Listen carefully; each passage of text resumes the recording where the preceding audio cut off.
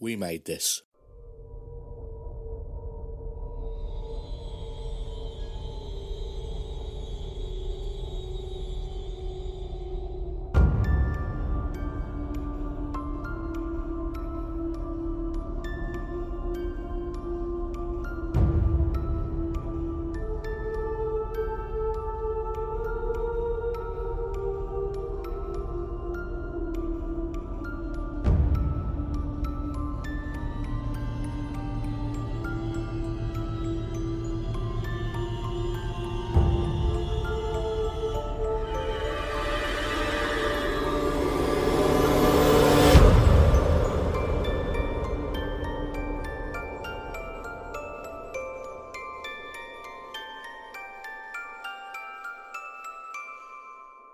Hello and welcome to CHUCKYVISION, the podcast about child's play, Chucky, and all things to do with that particular killer doll and beyond, here on the We Made This podcast network. My name's Mark Adams and I am your host, and with me at this time is my co-host Dev Elson. Hello, Dev. Heidi ho, everyone. Back again. I mean, we are back again. We're kind of monthly at the moment, taking a bit of a chill time, but still looking at fun Chucky-related stuff. And this is one I've been really looking forward to. We're looking at the innovation run of Chucky comics. And there were two runs of Chucky comics, one in 1992, which is the one we're looking at today, which had a Child's Play 2 adaptation, Chucky the series, which is a 5-issue miniseries of original stories, and then a adaptation of Child's Play 3. At another point, we're going to look at the Devil's Due comics, which was a 2007 run, which had a crossover with Hack Slash, a 4-issue Chucky run, and a 1-issue Chucky Volume 2, which I'm assuming didn't do well and was cancelled. What's your experience of comic book reading in general, Dev? Because I'm quite a comic book nerd. Yeah, no, I like comics. I'm much more of a modern digital reader. I read them growing up, but a lot of my comic reading now is on, online via the apps, Comixology and stuff like that. But yeah, easily I've spent hundreds of pounds on comic digital, but I still own a lot of comics and I've read a lot of comics. Yeah, and not just the Marvel and DC. I like all the range and stuff. Like Dark Horse and the more indie stuff like this, like Innovation.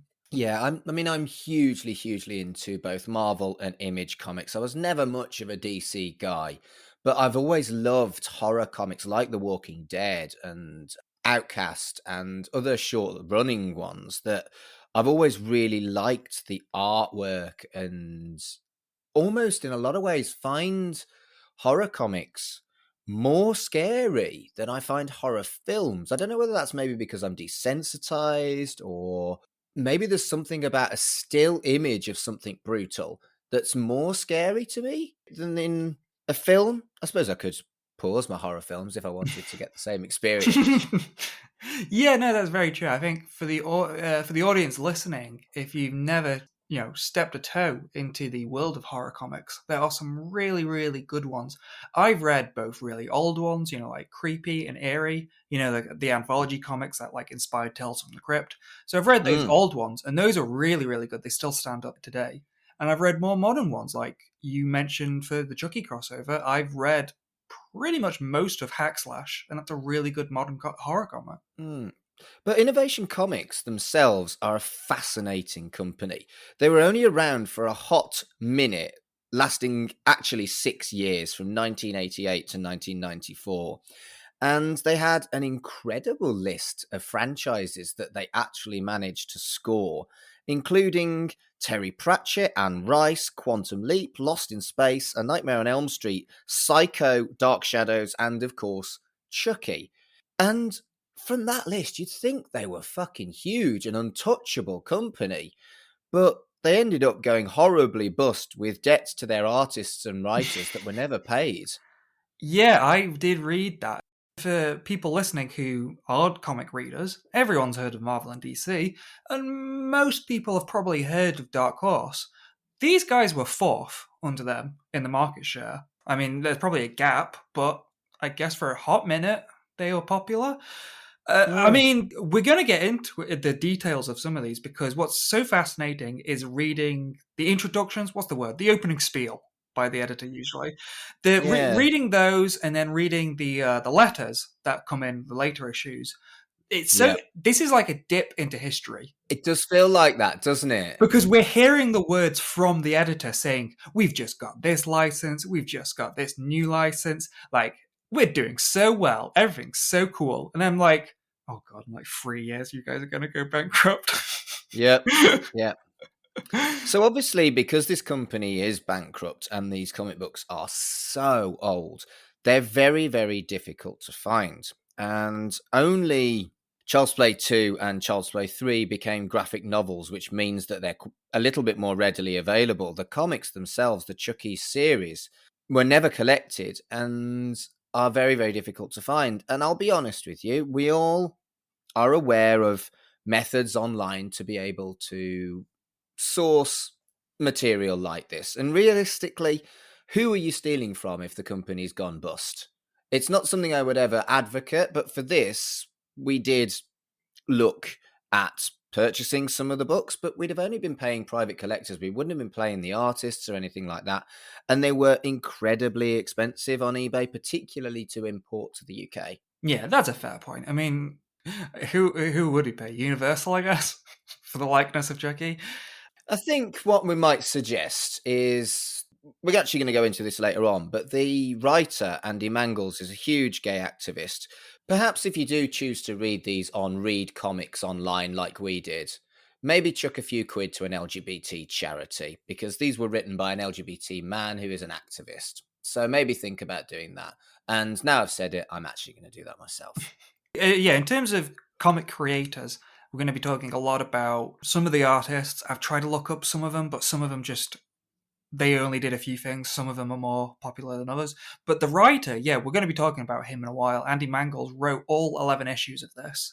Mm, And he is mm, still available. He's still working. You can find him on Twitter. So, yeah. check out the people directly involved. Yeah, absolutely. And I did a little thing. This was released in 1991, and all the issues were $2.50. I did a inflation calculator. Were you to purchase this with today's money, this would cost you $28.08. So these were very expensive comic books for the time, I'm guessing. Yeah, I mean, it's that sort of thing where I said how much money I've spent probably on comics digitally. People do say like, oh yeah, one issue of comics is like $2. That's very expensive. But like, yeah, I mean, they nickel and dime you, don't they? Mm, I usually always get stuff when it's like a volume and it's on sale, and it's like yeah. it was $7.99 and now it's only $1.99, and I buy those. Then I end up buying like 100, so I've still Mm. spent loads. I've bought a lot of digital comics on Humble Bundle over the years when there's a Oh yeah, yeah. franchise I like and stuff like that. I've bought quite a lot of comics digitally, but I struggle to read comics digitally. I'm much, much happier with a comic book. I'm great for reading booky books on a Kindle, but I really like the actual owning the art when it comes to comic books. So reading these online wasn't ideal for me, but do you know what? I'll be damned if I didn't really enjoy these comic books. Yeah, as an opening statement, yeah, these are enjoyable books. Yeah. So we're going to break it down into three sections. Funnily enough, the three different runs: Child's Play 2, Child's Play the series, and Child's Play 3.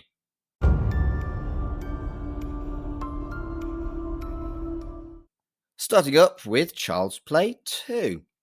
It's a 3-issue run that basically is an adaptation of the film Child's Play 2, funnily enough.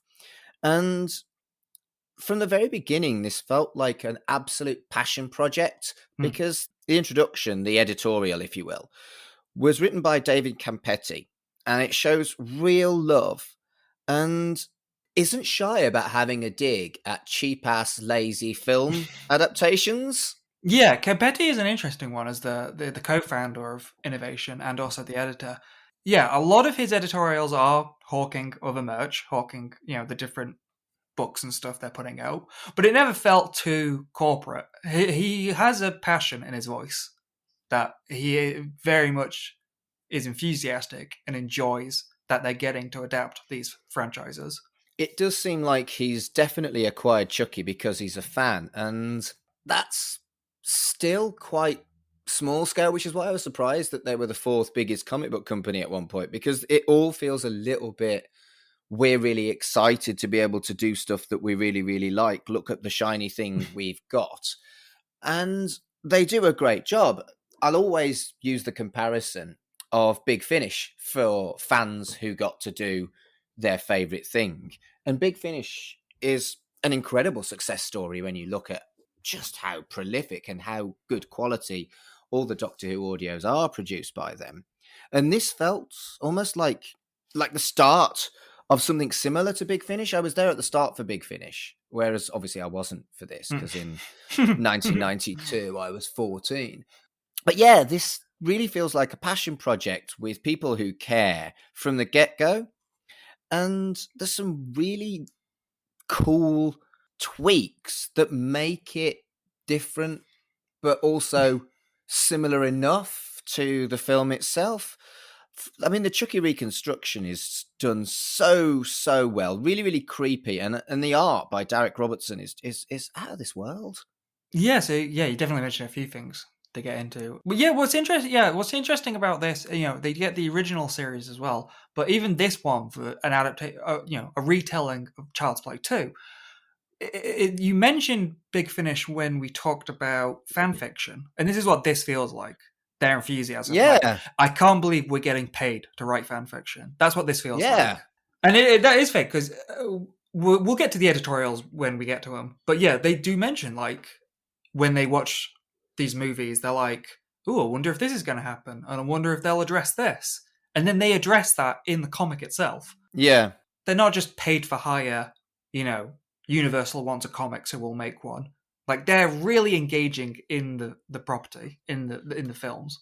And I think what's really interesting is it's made very explicit that the police officers denied everything that happened in Child's Play, and makes it very explicit that Karen is under psychiatric observation.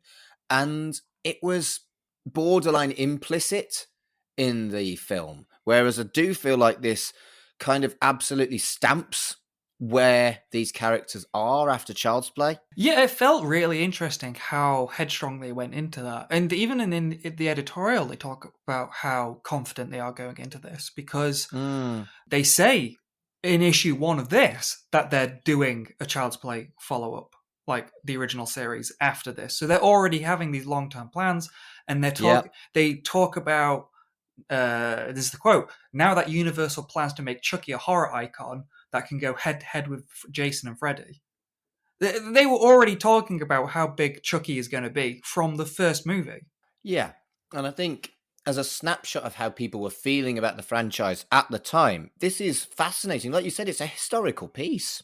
What's cool is they give us a peek behind the curtain as well. They say, like, this is an adaptation from movie stills, the final draft script, and an actual screening of the rough cut.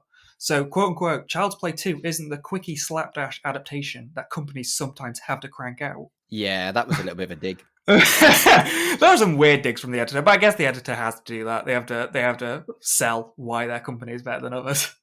But he's not wrong. He's not wrong. The whole film adaptation thing is just cheap cashing normally, whereas this really does feel like there's been a little bit more care put into this Definitely. than your average adaptation.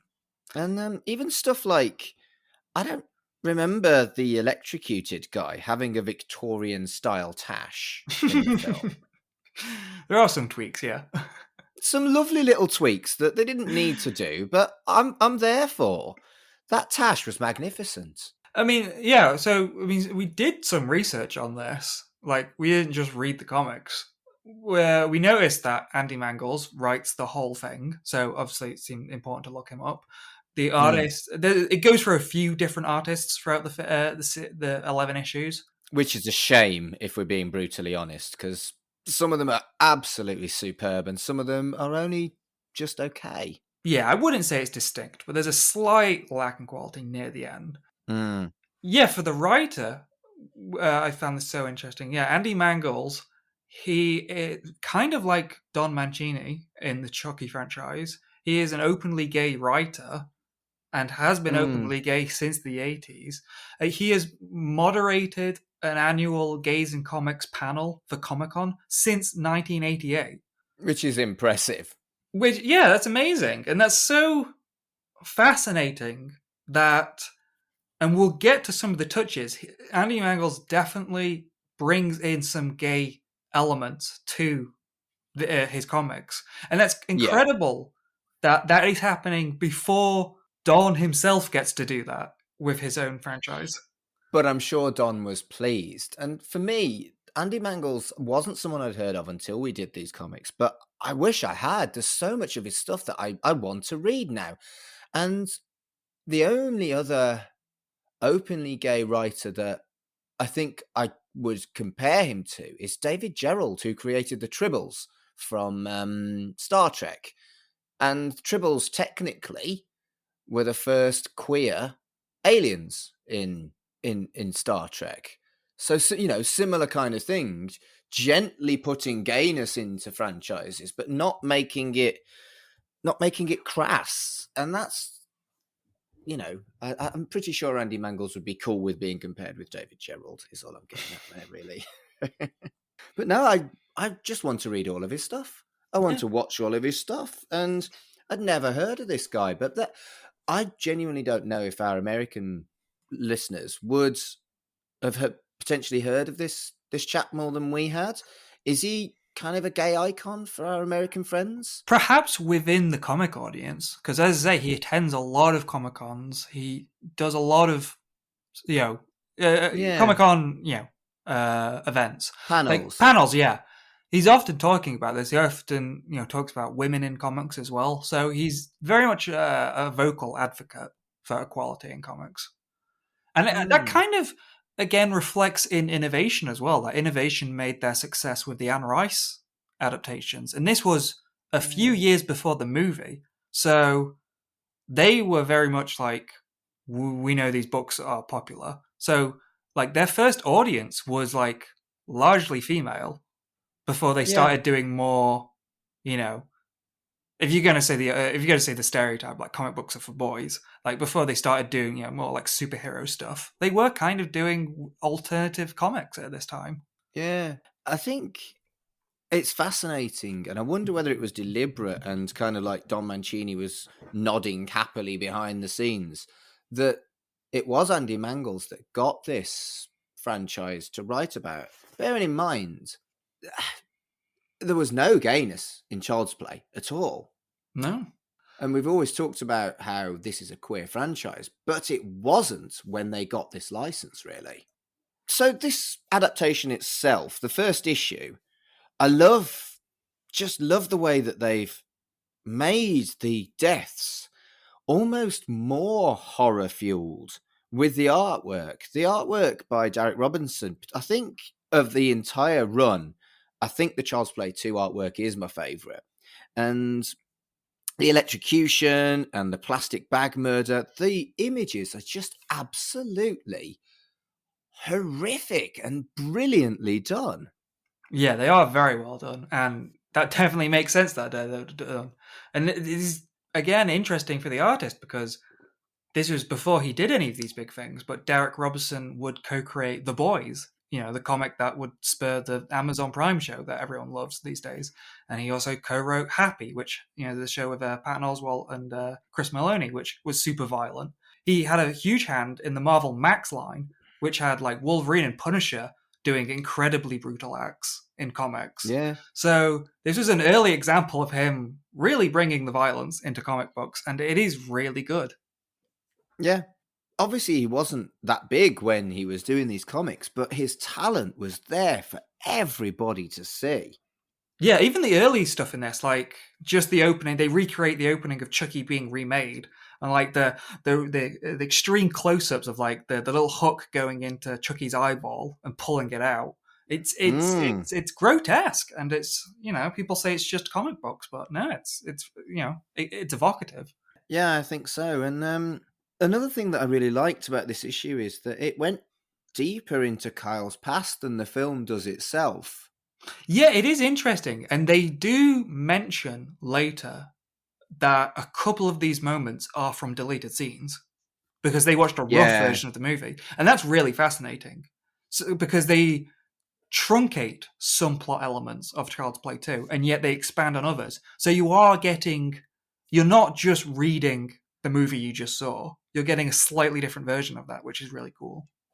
Yeah, and it's fascinating that from the rough cut, what Andy Mangles took as important elements and expanded on ended up being deleted scenes, which makes it feel like something ever so slightly different to Child's Play 2.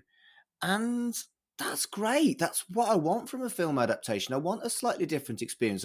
And as a fan, it's kind of nice to pick which bits and go, oh, right, that's new. Oh, I like what they did with that. And that's very much what an adaptation should be for me, rather than an exact fucking carbon copy. Yeah, it's really cool. The as I say, the engagement and with the property and getting to do their own spin on it. Mm. There's moments in it where Chucky, Chucky is a talking killer, so he gets his funny one-liners every now and again, and there are original ones in this that aren't just from the film. Mm. Like he's Mm. the bit where he kills that guy at the start in his car, and he says, I've got money, I've got plastic, and he says, I've got my own plastic, and kills him with a plastic bag. Yeah, that's funny. Brilliant. And then there's a kind of a dated reference now, but the he says this multiple times in the comic run. I've noticed that, where he says it's time to reach out and touch someone while he's phoning, and Yeah. I looked that up. That is a reference to an AT&T commercial from the 80s. Right. So Good that was a grief. very timely reference. But yeah, I like those little touches. Mm. And I think we'll talk about this now. There's an advert in all of the comic books that's for a Chucky premium phone number. Mm-hmm. And it was 1-900-860-4-CHUCKY or 1-900-860-4248. Obviously, we're British, so I couldn't phone this number, but I really wanted to see what the fuck it is these days. I imagine a lot of them are dead because, yeah, the 1-900 numbers were a big thing for a while in this in Mm. America.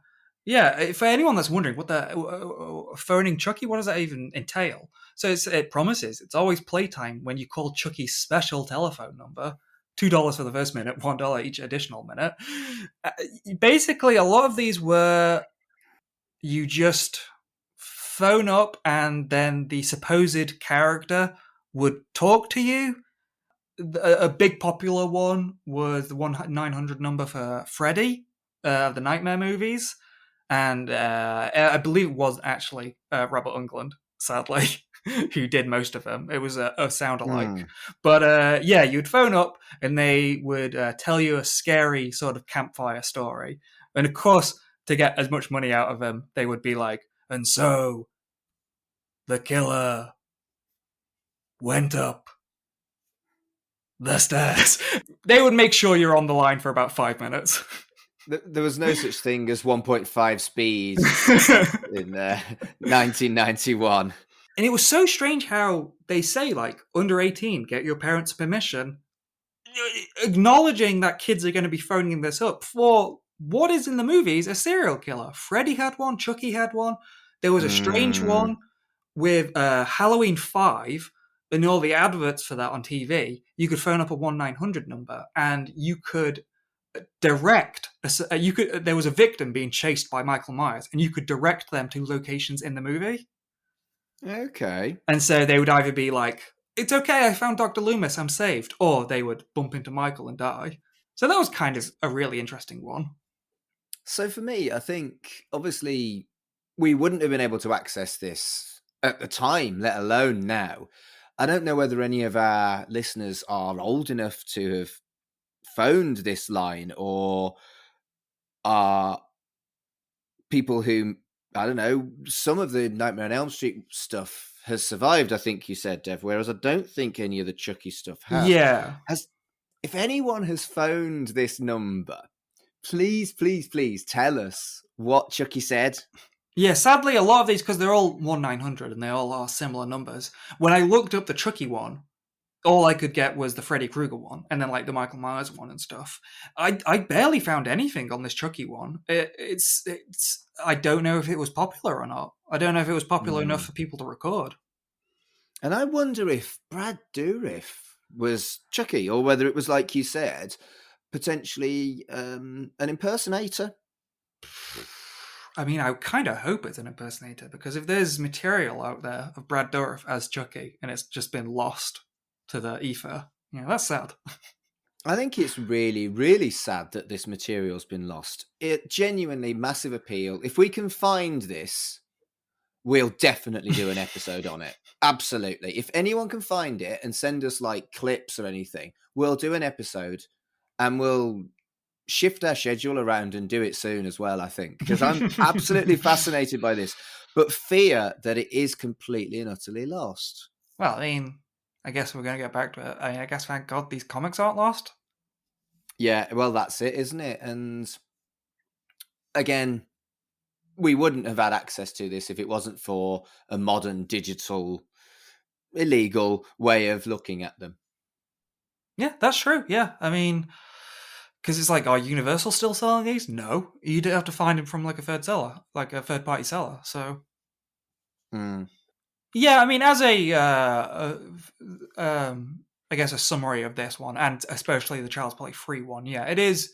Some elements are shortened and some lengthened. So, like, the lengthened ones are interesting, but then, if you really like the movie, some of the shortened ones are a bit of a downer in a sense, because they really shortened down the scene of Kyle and Andy, like, hanging out in the laundry room. And I like that one because you get Andy smoking on the cigarette, but then he tells like that funny joke. And in the movie, you get a real sense of like, oh, these two people are making friends. Whereas in the comic, I don't know, some of these moments seem a little rushed. But in general, I'd say that the 3-issue run gives it enough time, and it isn't padded out. It isn't too rushed. I felt like the 3-issue run was about right. True, yeah. Yeah, and I mean, as you say, a lot of these, we've said a lot of these Chucky movies are like barely 90 minutes. So I guess they are matching the breakneck pace of a horror story. Yeah. Moving on to issue 2, the cover is the teacher death, the infamous one with the ruler. But I instantly saw this and I was like, fuck, that's much more graphic than the film was. Yeah, some of these are more graphic. This kill in particular gets lengthened out. Both in the cover and when the murder actually happens, it does feel like... was she named Mrs. Kettleworth in the film? It was Kettlewell. Kettlewell, yeah. Yeah. So, yeah, her murder is so much more brutal in this than it was in the film. And I think that's the right choice. The film, part of the sinister element was that you had to imagine this horrible, horrible murder with a fucking ruler. Whereas I think for a comic book, you can't really replicate that with the noise and the silhouette as well. So I think that was the right call to just make it brutal as fuck. Yeah, this sequence adapted is a good summary of what the whole process was. Because in the editorial for this one, he talks about how they had a 117-page movie script with 207 scenes, and they had to turn that down into a 72-page comic. So there was definitely stuff getting cut, but like the way he says, I was nervous about changing Don's dialogue too much, but he seemed happy with my changes. Much of the dialogue is Don's, much of it is mine. And that's really interesting when we think about Don Mancini as the showrunner for this, because he's written all the movies, and yet very early on at just Child's Play 2, he's allowing someone else to reinterpret his story. Yeah. I don't feel like there's any major changes, though. There's no added stuff that isn't just, I get like you said before, cut scenes that make sense. Yeah, there's nothing major, but then there's little moments of like gruesome darkness. Like with the Miss Kettlewell one, he doesn't just bludgeon her to death. Like there is blood all over the floor, and he slides along on it on his feet. Yeah. Yeah. And that's interesting as well in terms of the media it is, because that would have been extremely difficult to do in the movie with the animatronics they had. Yeah, and I think again, this whole adaptation deliberately does stuff that you couldn't do in the films. And that's always something that when you change a medium that I appreciate. So again, going back to Big Finish, I'm going to do it again. They are so ambitious because all they need is to record someone's voice. They don't need to worry about the budget when it comes to special effects. They can do stuff that they simply couldn't do in the TV show. And I like that they've subtly done that here with the comic book adaptation, because Chucky can be as mobile as anything compared to an animatronic that you'd probably have trouble doing that kind of thing with.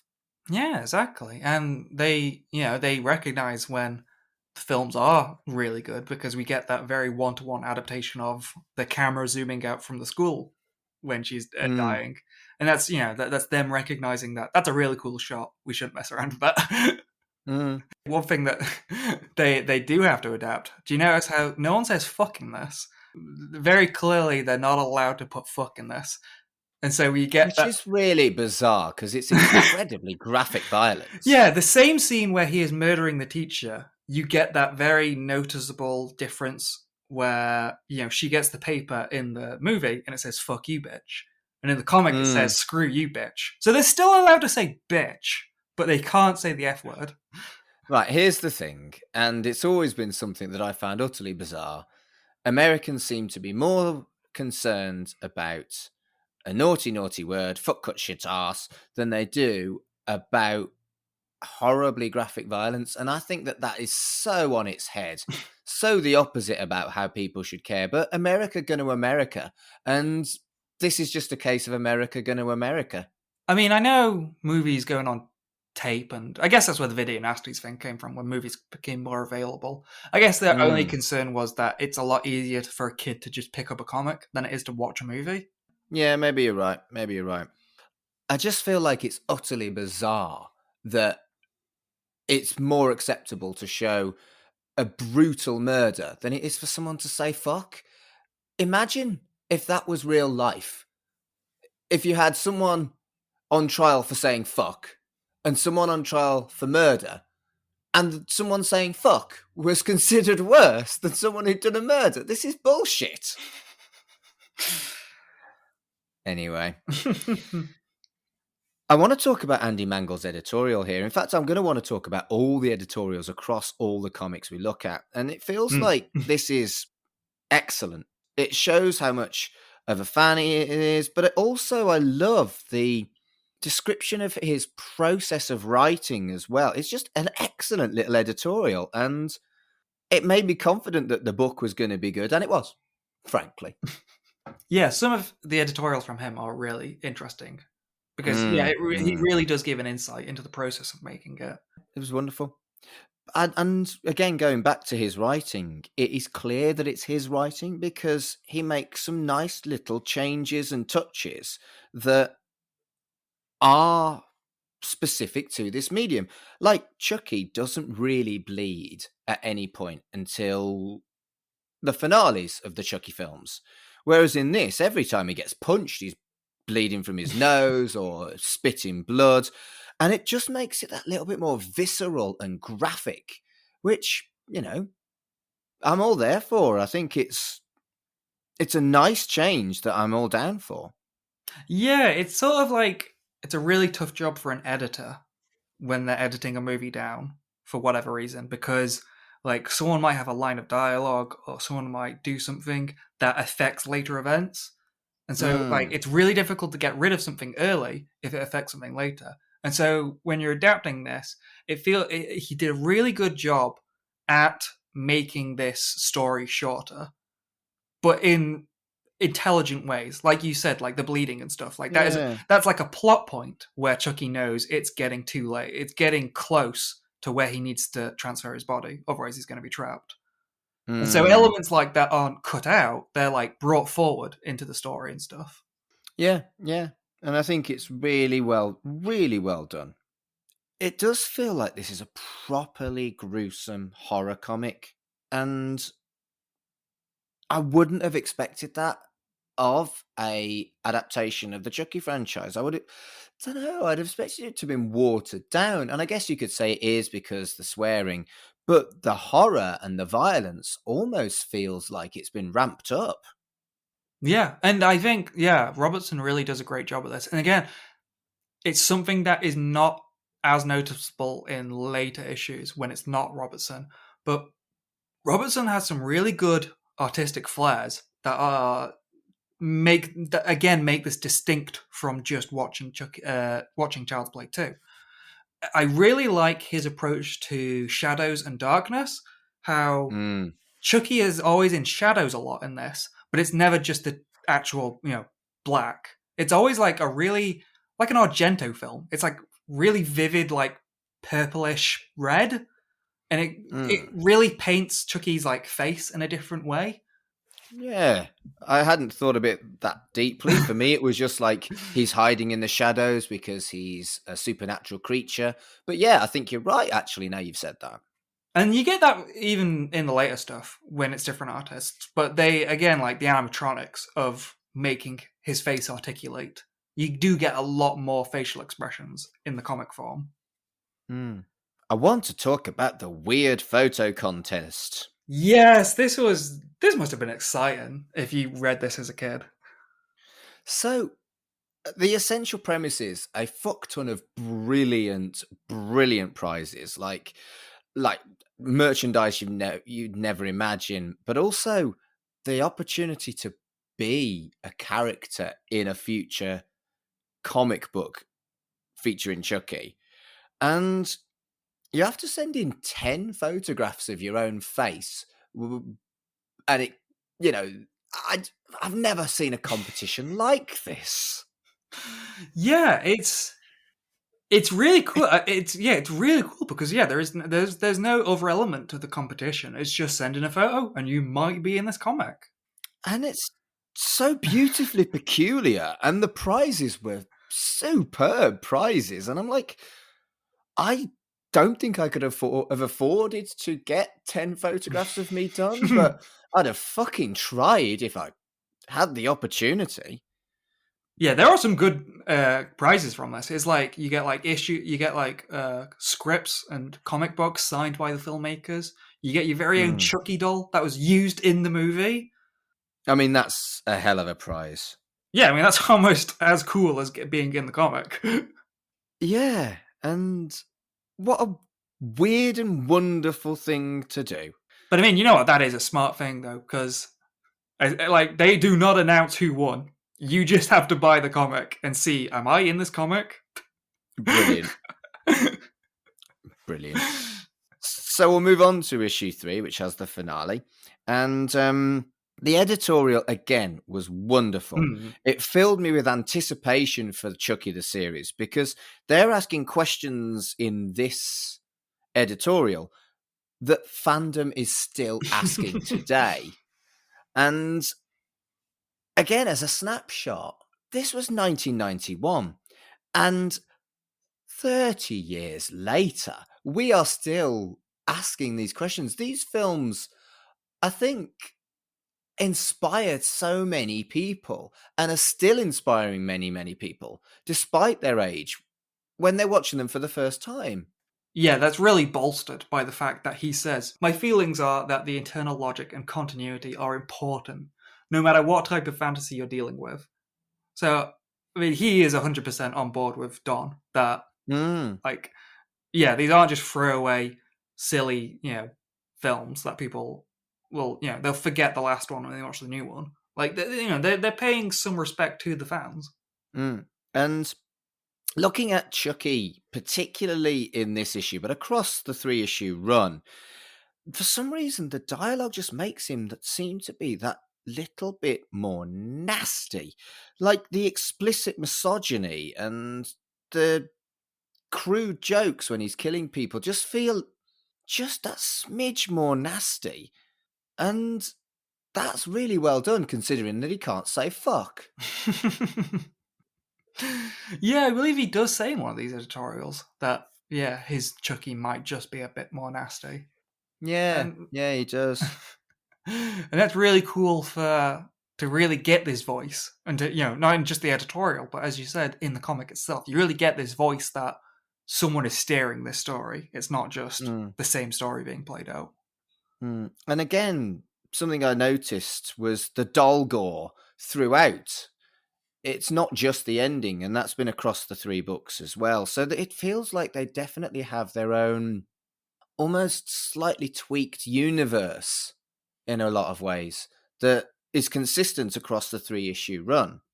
Yeah, it's a fascinating balance there, in that they want to be, they love Child's Play, they love Child's Play 2, but at the same time, they're not beholden to just recreate it one for one.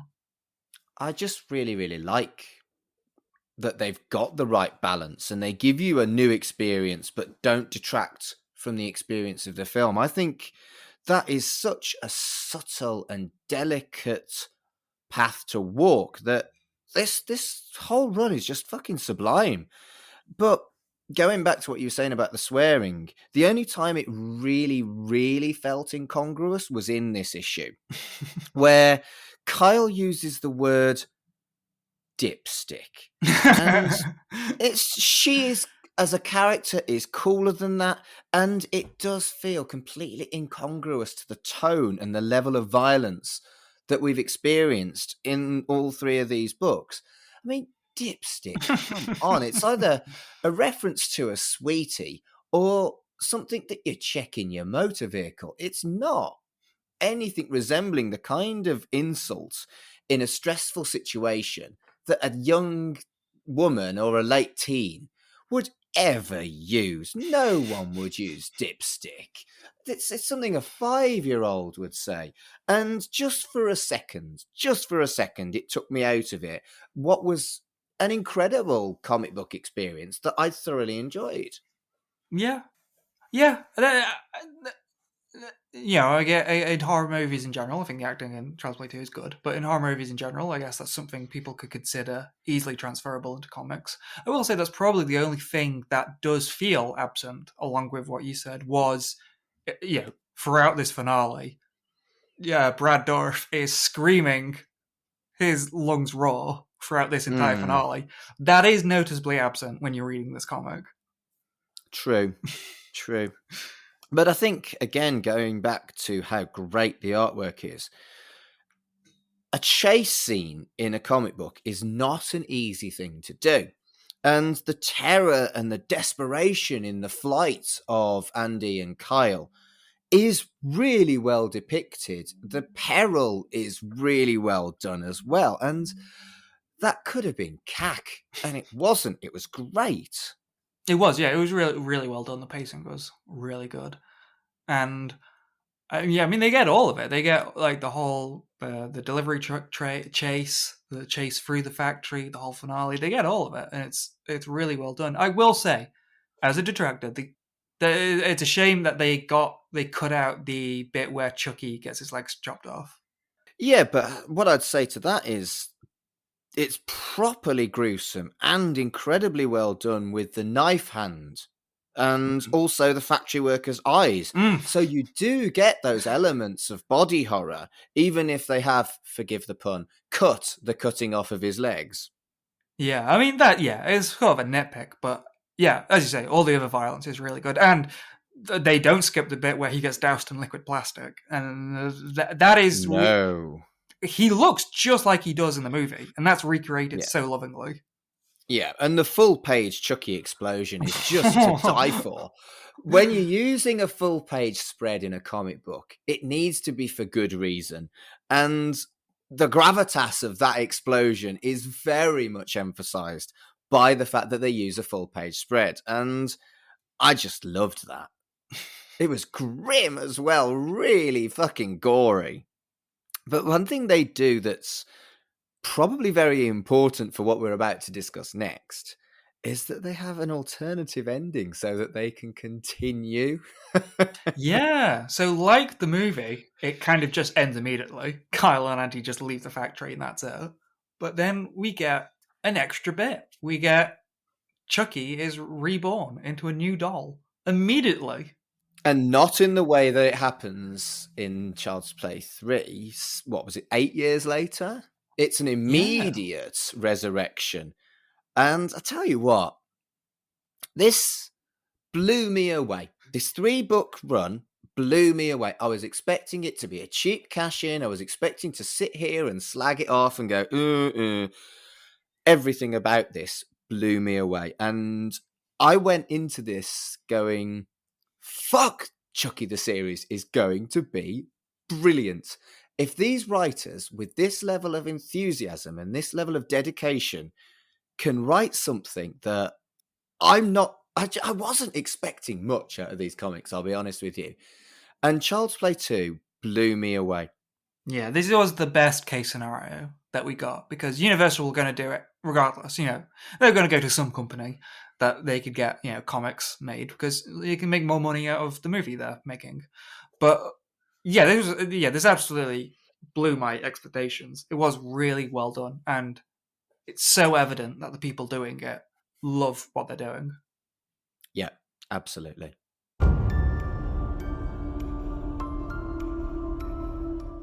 So we're going to move on to Chucky the series, the second of the 3 different Chucky titles that we had from Innovation. And it was a 5-book run. I'm not sure whether it was initially supposed to be a 5-book run. I don't think they were expecting Child's Play 3 so soon. Yeah, I think they mention a date. In the editorials, we get an actual sense of progression of them saying, like, Universal are keen to make Child's Play 3. And then there is a point near the end where they're like, oh, Universal are making Child's Play 3, like, now. Yeah. So I think it was probably expected to last longer than this. And, they've got other comic book runs. The Nightmare on Elm Street one only lasted 6 issues, but the Quantum Leap one lasted 13. And spoilers, I really loved these books. So on the strength of that, I am going to be reading the Quantum Leap and the Nightmare on Elm Street ones because those are 2 franchises I really, really like. And if they're written by these writers, and yeah, why the bloody hell wouldn't I? So let's have a look at issue 1. And I think my favorite thing across the entire run of all these comic books is Andy Mangel's editorial in this issue. Yeah, holy shit. We should definitely post this on the Twitter so everyone can read it in full. The rest of the spoilers, the rest of the editorials after this are just compete, like just selling other stuff under Innovation. Every editorial after this is a disappointment because this editorial called Personal Horrors comes out of nowhere. Yeah, and it's fucking savage about the state of his country.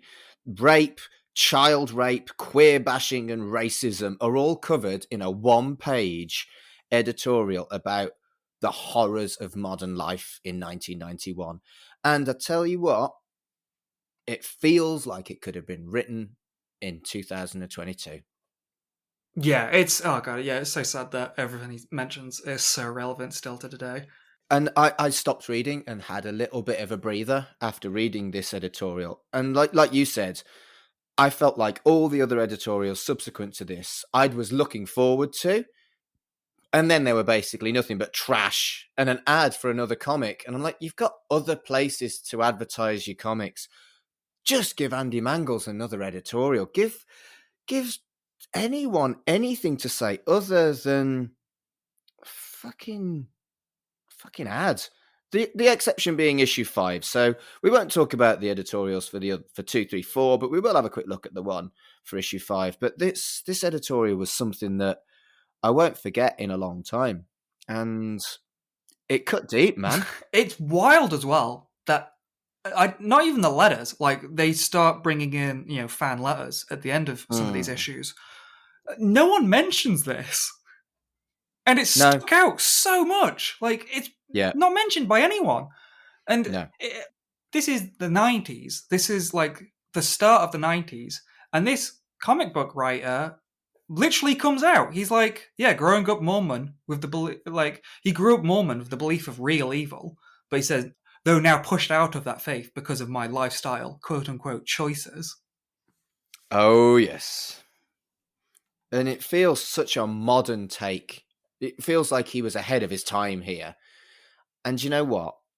I would really like to meet this fella. He's only like, say, 12, 13, 14 years older than me, I think. I think he's mid-50s. And to think that he was about 25 when he wrote this, and it's just... It's kind of like... I'm getting a bit emotional about it. At 25, he was this clued up and capable and an activist. And I was 25 in what? The mid-thousands. And I was a fuckwit. And to think that this man was doing this, I admire him. I really, really do admire him. And again, it's not really mentioned by anyone, but I mean, I admire innovation for just publishing this, just for being like, Absolutely. you're the writer, yeah, okay, let's have it in. Because I mean, yeah, it's not subtle, it's not insinuating or suggesting anything. It's so confrontational. I mean, he's like, as you say, he's an activist. He's in it. I mean, he quotes Harvey Firestein. Like, yep. This is Child's Play, the comic. This is probably being read, and we'll notice later in the letters, this is being read by like 15-year-old kids, many of who are probably just, quote unquote, ordinary, hetero kids who don't even think about this stuff. And yet the author Mangle is still putting it out there because it's so important to him. And credit to him, it's a brave fucking move. Imagine if he'd done this at Marvel. As good as Stan's soapbox was, he wouldn't have said anything like this. Yeah, I mean, I know, a lot of mainstream comics now are a lot more progressive, but yeah, this would have really, like, stuck out in, like, Marvel or DC. Yeah. So, yeah, we got the alternative resurrection to Child's Play 3. And we've never seen Chucky naked in the film. That was really weird. And I think that this was, again, really early on. It was only after Child's Play 2, wasn't it? But I think that the idea of a naked Chucky doll in the film is something that fans will have wanted to see because it's incredibly undignified for Charlton Ray. Yeah. And this is an element of what has been explored in the series about what it is to have your consciousness in something that isn't your original body, in your original kind of what you're comfortable with, your own image of who you are. But there is a complete lack of dignity and a really kind of, I don't want to not have a cock. And the idea of being in this plastic body with no genitals, it's grim. And they went there as the first thing they did in the series comic books. It's great. I think it's brave and it's what fans would want. And it's just, I'm sorry, I'm going to say it. It's really ballsy, even though he's got no balls.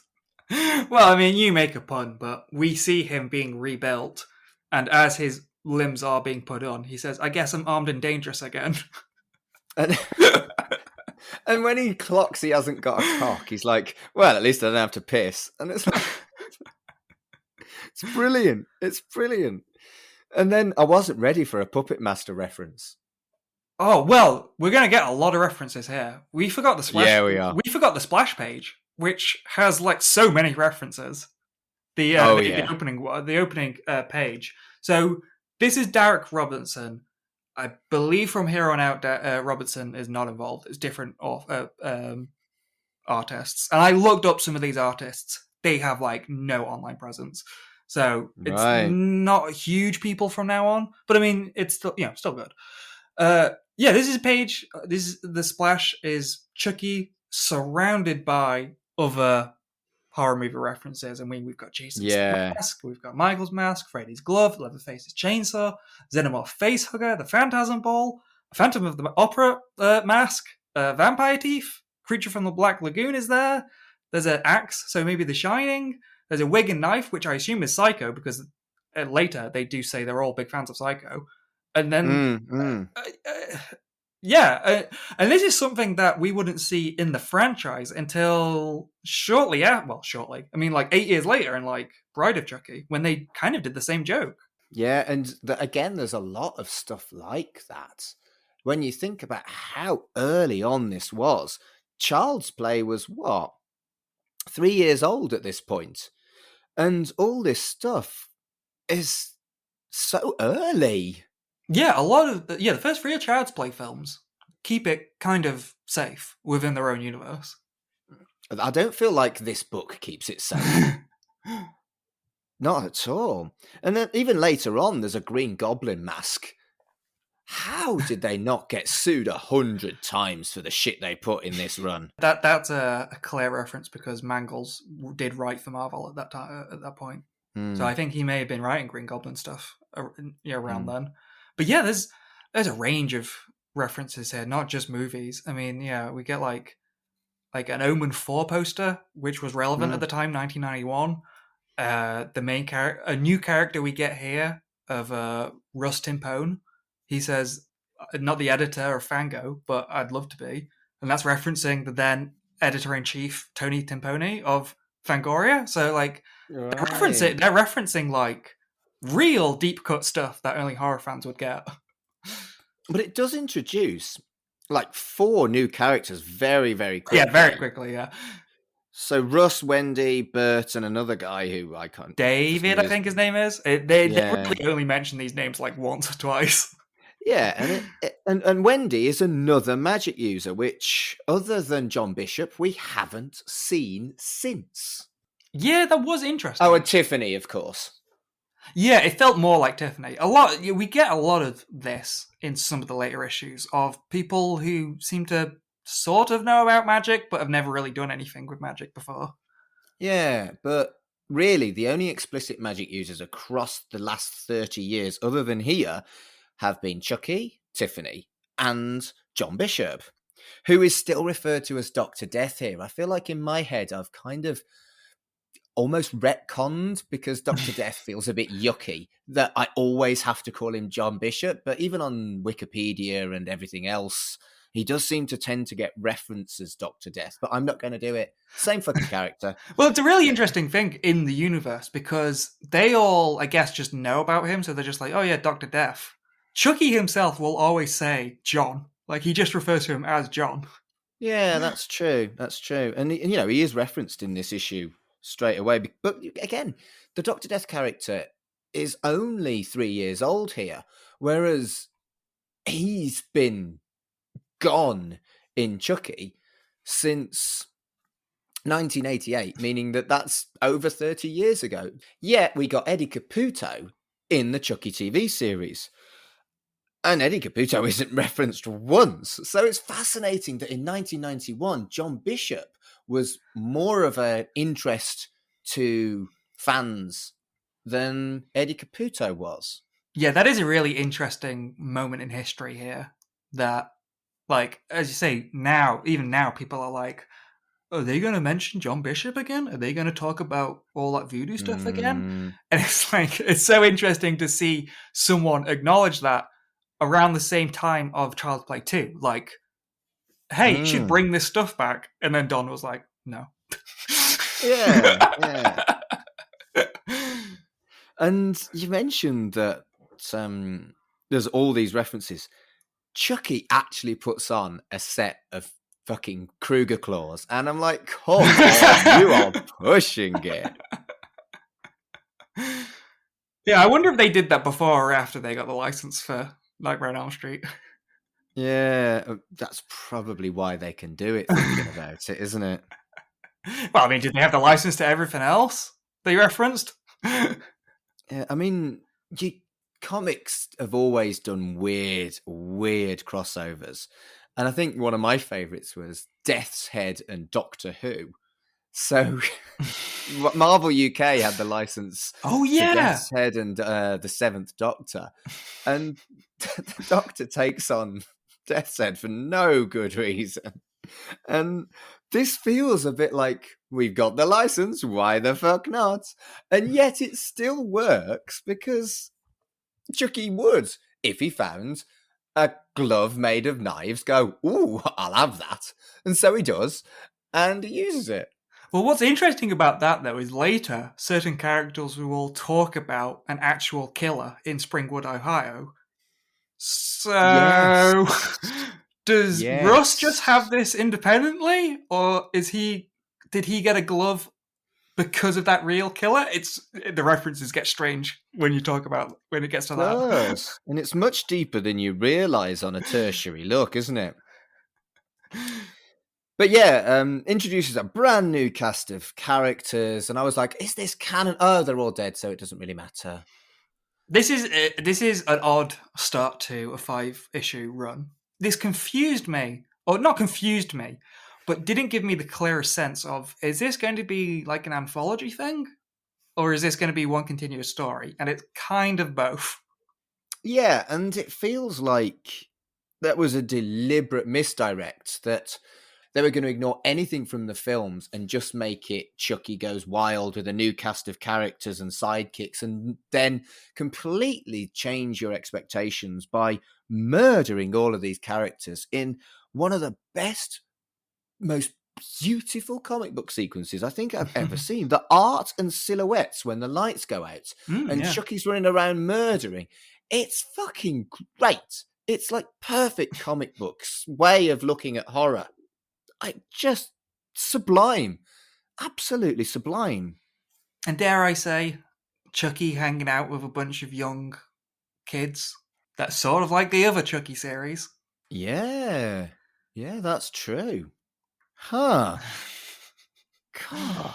I hadn't clocked that, but you're right. I mean, they're perhaps like late teens, so 17, 18, Yeah. 19, but it's still very similar. You're Yeah, and kind of the right. same deal. Like, Chucky tries to get on their good sides, doesn't he? Mm. Like, although it doesn't last as long, Kev, because he's like, yeah, and then that's No. when John tried to kill me, and I had to defend myself. And almost Yeah, as that's a soon, nice thing as well. and almost as soon as Chucky's left the room, half of them are just like, yeah, this guy's bullshitting, right? Like, this guy's Mm, insane. mm. And it was the complete opposite of my expectations by the end of the book. They were all dead, and suddenly there's Karen, and I'm like, oh, fuck. As first issues go, this was just wonderful. I just, I took a step back. I made a cup of tea, and I realised, I was like, what's that? My cheeks. I've been smiling from my computer all the way downstairs to the kitchen, 3 minutes to boil the cooker, and I've just been grinning to myself over how fucking good this comic book from 1991 actually was. And I'm like, they can't keep this up, can they? Yeah, that's my I'll ask a couple of things about this issue, which is really good. I mean, yeah, the art is really good. Like, it's a shame John isn't around much, but like when they knock the candle over, which ruins the summoning, he turns into this horrific creature from like the Thing. That's Yeah. really well drawn. That's really cool. And then like some of the ways that the violence is done, there's a really good Psycho homage when Bert gets Yes. killed in the bathtub, and it's like this big word art, like "skreek, skreek, skreek," and like within the letters, you're seeing him get murdered, and that's really well done. And then this is really clever. Did you read back? Did you there for the little ritual they do? Did you read what they were saying? No, I didn't spot what. Go on. So basically, what they were saying was all written backwards. And it's, if you read this chant backwards, you're smarter than we thought. Karen Barkley's back and out for blood. And that's next issue's plot. And then the You're last. not serious. Yeah. But then the really clever bit was the last one where it said Burma Shave by way of Zatanna. And that's like so many references there. Because Burma Shave was a shaving cream company that in like the 50s, early in that actually, like the 30s to the 50s, they did those roadside things, where it's like every shaver, next sign, can now snore, next sign, 6 more minutes, They tell the story. So Right. that's kind of what they're doing with this chant, because it's all different people saying it. But then the Zatanna one is also clever because she's a magician in DC who casts her spells by saying them backwards. Fucking hell, Dev. I didn't spot that at all. Well spotted. I know, that's, again, Andy Mangles. That's crazy writing to put in a weird joke like that. That's... Oh, and I didn't think I could love this anymore. Shall we move on to issue 2? Mm-hmm.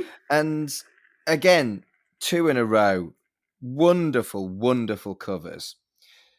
And yeah, it just feels like even more so, they get away with so many references. And it's a horror nerd's dream that all of these things are in the same universe. You remember, this is years and years before Freddy versus Jason. We'd never seen horror crossovers really at this point. You know, we hadn't even seen Puppet Master versus Demonic Toys. But no, horror crossovers were a dream for horror fans at this point. And the fact that they get away with this and tease it, and we could have seen Chucky versus Freddy because they had both of those licenses. We never did, but I do feel like this was a massive tease that was something they wanted to do. Yeah, that is really interesting. They make references to movies, but then they mention a dream killer in Springwood, suggesting that that's real. And yeah, they make a lot of movie references. They say like diminutive old woman, which was Tangina from the Poltergeist movies. They mention proton packs, which is obviously Dan Aykroyd from the Casper movie. They mention swamp monsters, which I assume is Swamp Thing, the TV show, because that was in the 90s. Maybe. Stuff. And then they mention werewolves and covens, and that might be The Howling, which was late 80s. And that's the thing, isn't it? I think it would have been easier to get the reference at the time. As much as I enjoy 90s culture, I do think I missed some of the references. Oh, well, I mean, some of them fly by so fast. I mean, even the new character here, a parapsychologist called Dr. Curry. Yeah. And they try to keep it subtle. That's just his name. And then later, a character's just like, wow, he looks like Dr. Frankenfurter. So... Yeah. I just love the way that they get the level of satire, but also honor the Chucky stories so well. And I also kind of... So Mike has explicitly betrayed Karen here. That is confirmed. And yeah, I like that. I like knowing that. And all throughout this, I was like, is this canon? Can I assume this is canon? This is a licensed product. Yeah, that's what's interesting. They do try to write this as canon. Like, this is a side plot that happened between the movies. Yeah, and, well, we'll come back to that. We'll come back to that, definitely. And something that we've never seen until the Chucky TV series, again, is really Chucky using disguises. He's always hidden rather than disguised himself. But he gets himself a little Mac and a little coat and disguises himself as like a kid in a hat. And that makes perfect sense-ish. Well, it's no, it's... It's a bit like the Turtles, isn't it? When they put on Macs and hats. Yeah, it's like, you're still like 2 feet tall. You still look really obvious. But I think it's gently suggesting that he's got a deep voice. He's wearing adult clothes. People are likely to be awkward around people who have a reason to be small. And I think it's implicit that if you are a dwarf or you are a little person, that people are awkward around you. And if he hides his face and then talks like this or whatever, that people are likely to kind of almost deliberately look away so that they don't look like a bad person. And that's very Chucky, actually, when you think about it, taking advantage of people's good natures. Yeah, that's definitely there. I mean, that would have been interesting to explore a bit more, but I think, that's definitely, there. And did you pick up on the More of a rib than a reference. But did you notice that the down on his luck guy was called Donald, and he swore that he used to be someone? Wow. No, do you know? I just enjoyed this anyway without any of the fucking lol insider jokes. But fucking hell, that's really. And then from out of nowhere, as beautiful as the art was, I was utterly, utterly disinterested in losing 4 pages to a Lost in Space preview. The art was gorgeous, like fucking painted shit. But I don't like Lost in Space. I've never watched an episode. In fact, I skipped it. I just completely skipped it. And I was like, if I'd have bought this comic and they'd have done that to me and I was expecting Chucky, I'd have been really fucked off. I did laugh there. That was an interesting point as well, because it's like them adapting Anne Rice before the movie came. When I saw this and I was like, oh god, 90s Lost in Space. It's the fucking movie, isn't it? But no, this came before the movie.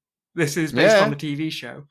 And weirdly, it's still in that weird sweet point of, it's 1991, but this comic is set in the future of 1997. Set in the future. Brilliant. Oh dear. But yeah, that felt odd. That definitely felt odd. And then Karen's treatment in the well, I'm going to call it a mental institute because that's what it would have been called at the time. But her treatment there is grim, and it does feel very kind of 80s, 90s in depiction. But I'm guessing it was probably quite accurate. Well, here's the thing. Don't forget what other movie came out around the same time. Go on. Terminator 2. Ah, okay. Good grief. Which is a sequel to a film where a woman has to protect her young child, and in the sequel is in a mental institution and becomes a badass in her own right. Which, holy shit. Which is less a reference and more just, that was a really cool movie, let's just do that plot. Shit. What's that? Nah, that's not. Nah, it's a coincidence. But fucking hell. I think they were ripping off Terminator 2. But then it's weird because only occasionally is she badass. This first issue, she is just put in a straight jacket and not allowed to do much. No. Poor Karen. Weirdly reminds me of Cult of Chucky. Well, talking about stuff that reminds me, again, Chucky TV series was the first time we saw a syringe kill. But we didn't, because there was a syringe kill here. Yeah, and a little brutal one as well. Yeah, right in the eye. Just nasty. Just so nasty. And then, God, yeah, I mean, she's still in it, but like, not looking good for Karen, is it? She's kind of like an early Nika here. She's just getting so much shit put on her. Yes, again, you can compare Karen's ultimate unpleasant fate to Nika. You're absolutely right. Good grief. And yeah, so suddenly, Jack Santos, a character I'd hardly forgotten, we've been talking about bringing back Mike Norris, and suddenly Jack Santos is a main character, and he's gay. That was really nice. That he's just in one panel, it's just him and another man, and you can tell they're both men because it's the 90s and they have like mullets and mustaches. I mean, they are rocking those 80 tashes, and they are as masculine as an 80s man can be. They just happen to fuck. Yeah, it's just like, well, I mean, did they say anything nice to each other? Like, I want to say they say darling or something like that, but they're just like, yeah, I've got to go to work. He says goodbye and yeah, goodbye, darling, get milk on the way home kind of vibe, isn't it? And I think that's important, that it is a natural, simple relationship thing. They are just, have a nice day at work, darling, thank you, sweetie. And it's depicted as, did you know that, I don't know how true it is, but do you know that some people say that gay is an acronym for good as you? And it feels like a good as you moment, that the way it's been written is they are a couple, and it's utterly irrelevant that they're gay. But obviously, to someone like me, it's incredibly relevant that that Jack is gay. And I'm like, is this canon? Was this the first gay character? Yeah. And in 1991, there was a gay character in Chucky. I'm like, fuck. And that's great. It's surprisingly relevant because we have like the TV Chucky series coming out, and people saying like, well, a minority of people, some people saying like, oh, this is woke now. They've made it woke and changed stuff. And it's like, it's so crazy that they made it woke and changed stuff in 1991 in these comics. Child's Play 2 has only just come out. It's still the start of this franchise, and Universal just like, yeah, sure, make that character gay. Whatever.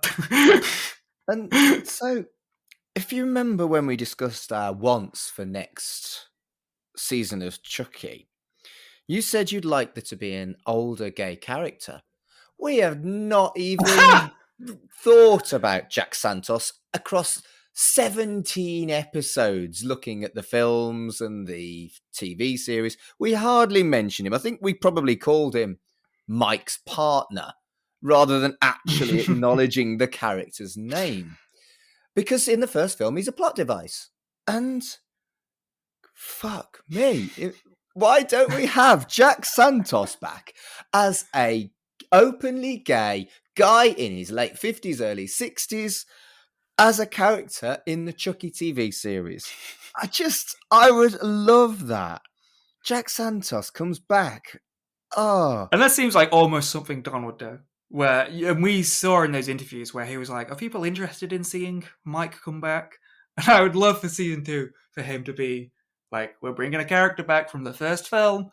It's Jack. And then Jack Santos just gives out about Mike. He's like, yeah, that guy's an asshole. That would be wonderful. And yeah, the letters page. I believe you wanted to talk about the letters pages. I didn't make any notes about any of the letters pages, but you seem to be enthusiastic, so you go, There's girl. a few interesting tangents. I'm going to go on a slight tangent. It won't be that long. But yeah, they started these letter pages, and they mention a few things. You know, like they've started the Nightmares on Elm Street one, which I'm interested in reading it. They talk about faxes, which is a cultural thing at the time. Oh, the faxes thing made me so happy. The only person I know that still has a fax is my dad, who is 75, and he loves his fax. And I'm like, Dad, every time I phone you, you answer the phone, and then it gets confused, thinking I'm a fax, and it screams at me. This is in 2022. This isn't in 1991. My dad still has a fax. So every time anyone mentions a fax, I just laugh because my dad's an idiot. Adorable idiot, but definitely idiot.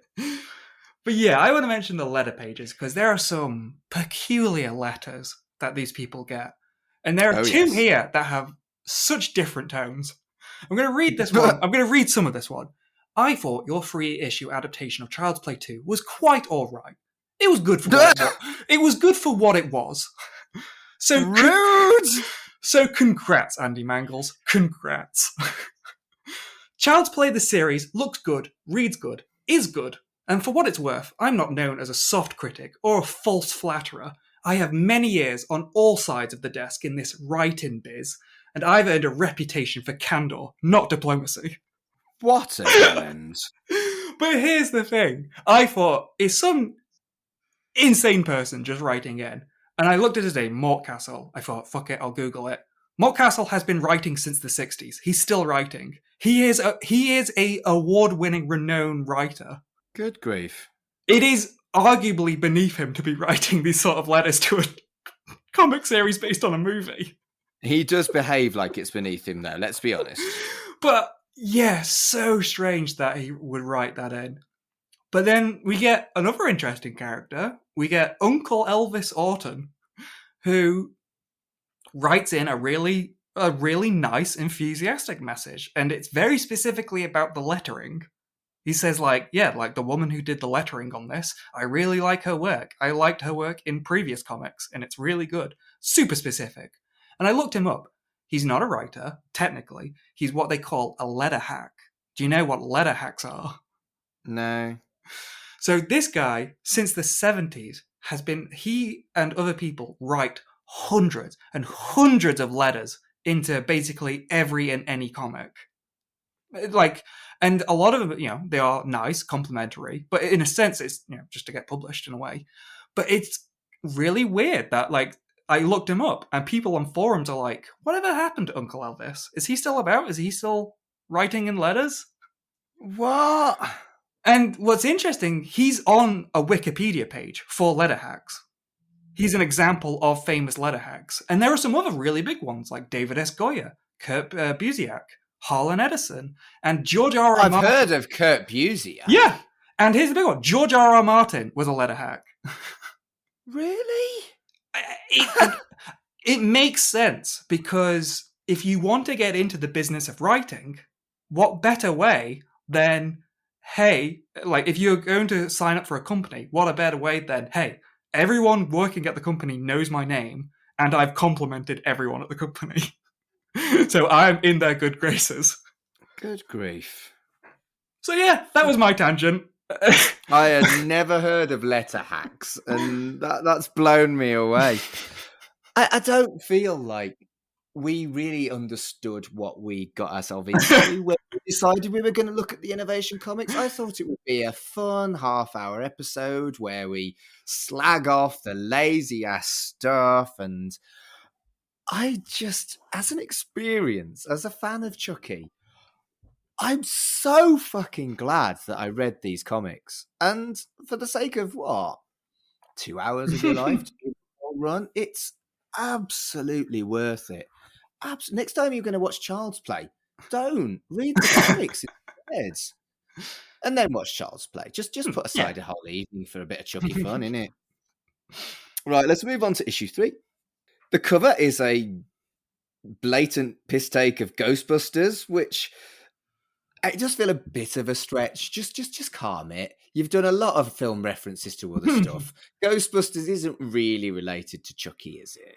Well, I mean, it's kind of Ghostbusters, but it's also a big thing that it's still kind of a thing now, but it was very much a thing back then of like the protest signs, with different things put in the little red. I know there's a name for it, but the red circle.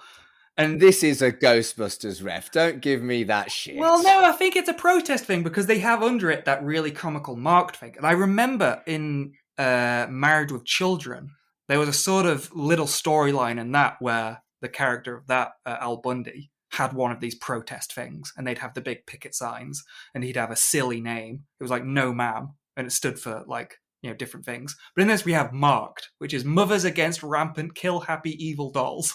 Just wonderful. And so within the first few panels, this isn't fucking canon. This cannot be fucking canon. They killed Mike Norris.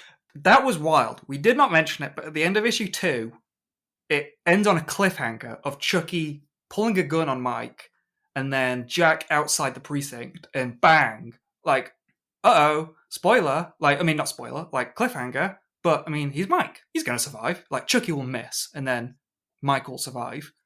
No, Jack walks in, Mike's dead.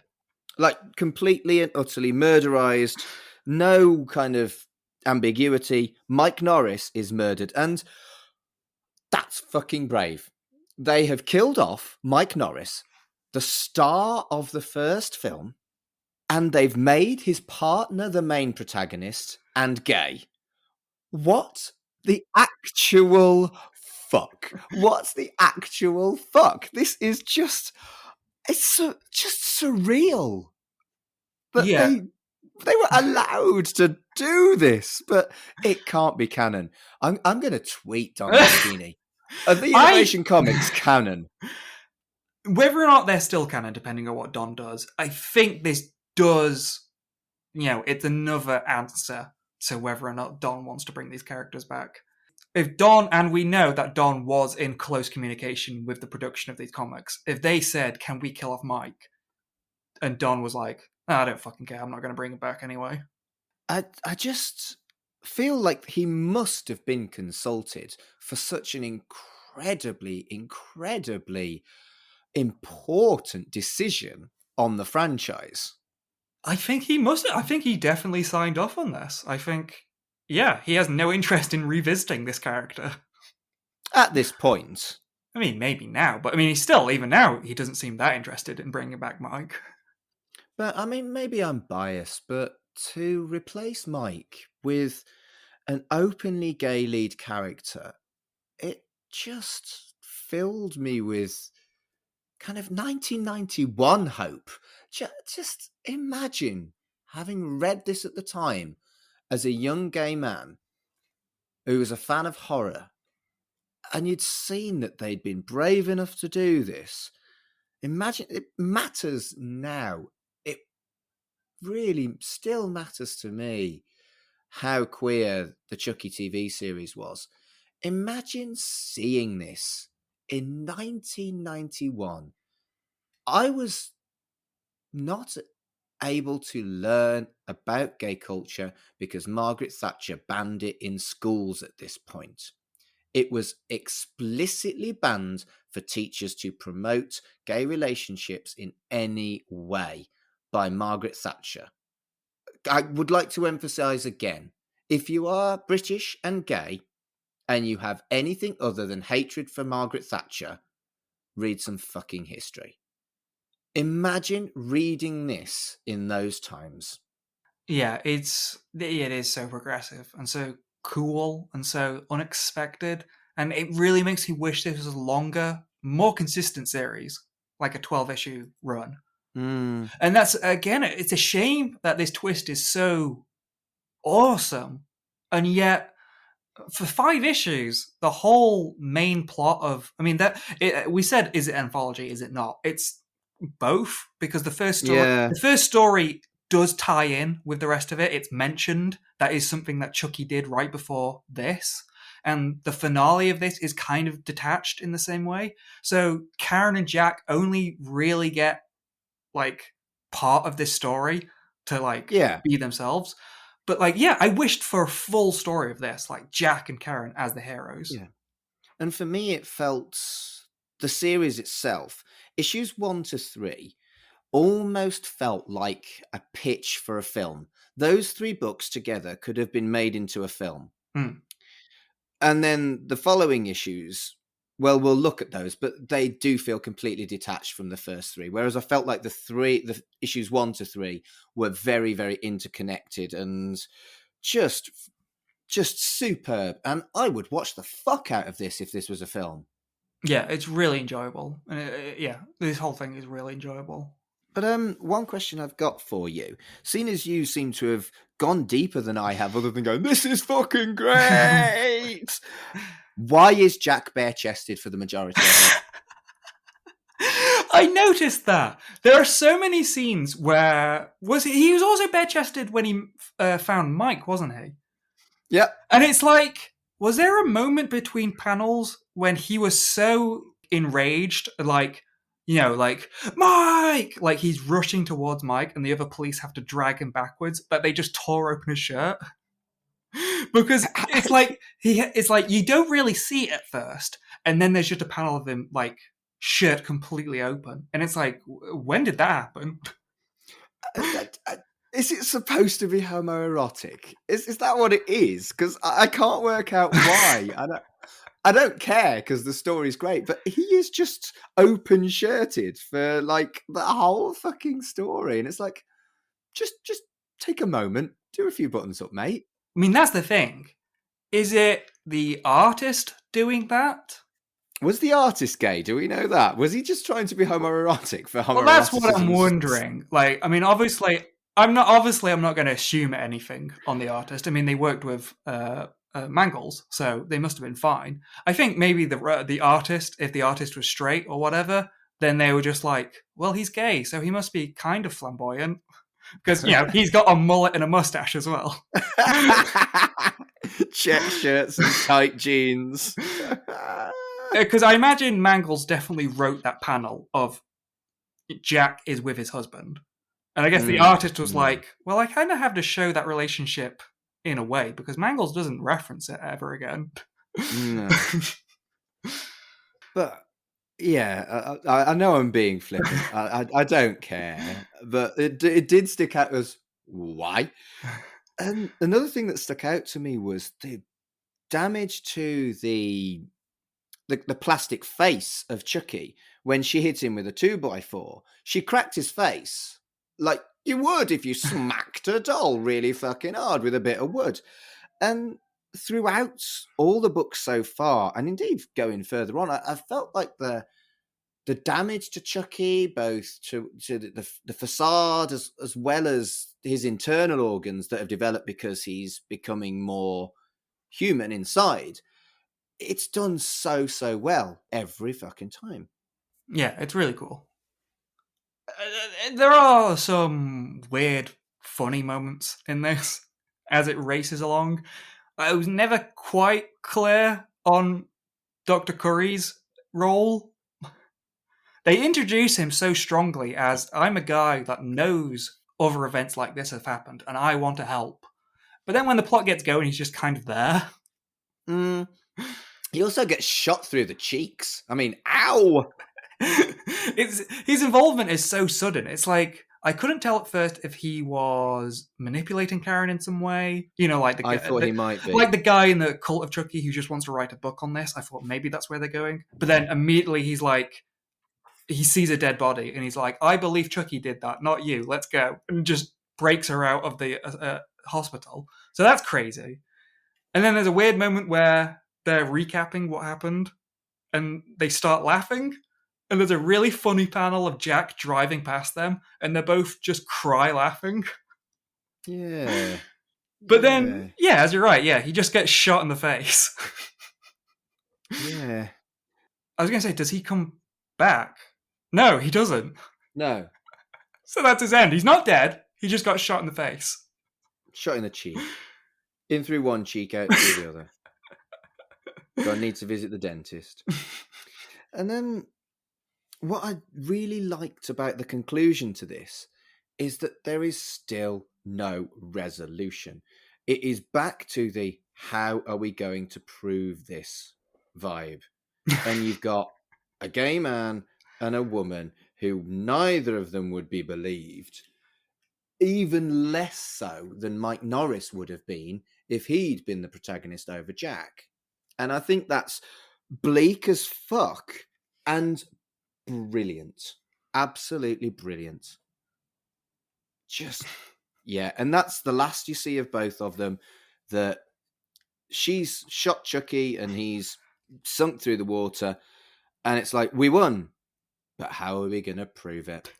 That bit made me laugh when she drops him into the ocean. And he's like, but how are we going to prove you didn't kill the doctor? And she just says, oops. Which again goes back to what we've been saying, going back to dipstick with Kyle rather than fuckhead. And she would have said, oh, fuck, or oh, shit. But the fact that they can't swear, but they can have her shoot someone lots and lots and lots. It's just, again, it's the same thing. It's the same reason, isn't it? Well, she calls Jack a sexist asshole. She does, and he probably is, because, you know. But then, I don't know, that seemed a bit weird. Like, he was just reasonably like, I'm the one with the gun, so... I'm a cop, I'm trained to use guns, just stay back, so... Like, look after that man who just got shot in the face. And because it's the 90s, she's like, no, I'm going to pick up a gun, and I'm going to do it. Good for her. And we do get a good line, we get a good string of dialogue from them, when Chucky's like, whoever said women could hit men? She's like, whoever classified you as a man? And then we get bite my plastic bone, bitch. And then she says, bite mine. Brilliant. And the fact that they can make a joke about a dildo, but they can't say shit. I mean, come on, America. Ugh. So we're going to move from issue 3 to issue 4, and I'll be blunt here, Dev. I feel like I'd have kind of liked Innovation Comics' run to have ended there. Yeah, issue 4 and 5 go back to this sort of anthology route. And it's not just that. It's not just those two that there's a shift in quality. Yeah, the Child's Play 3 run is not great. I won't say the art. Yeah, we're going to continue to look at them, and I think.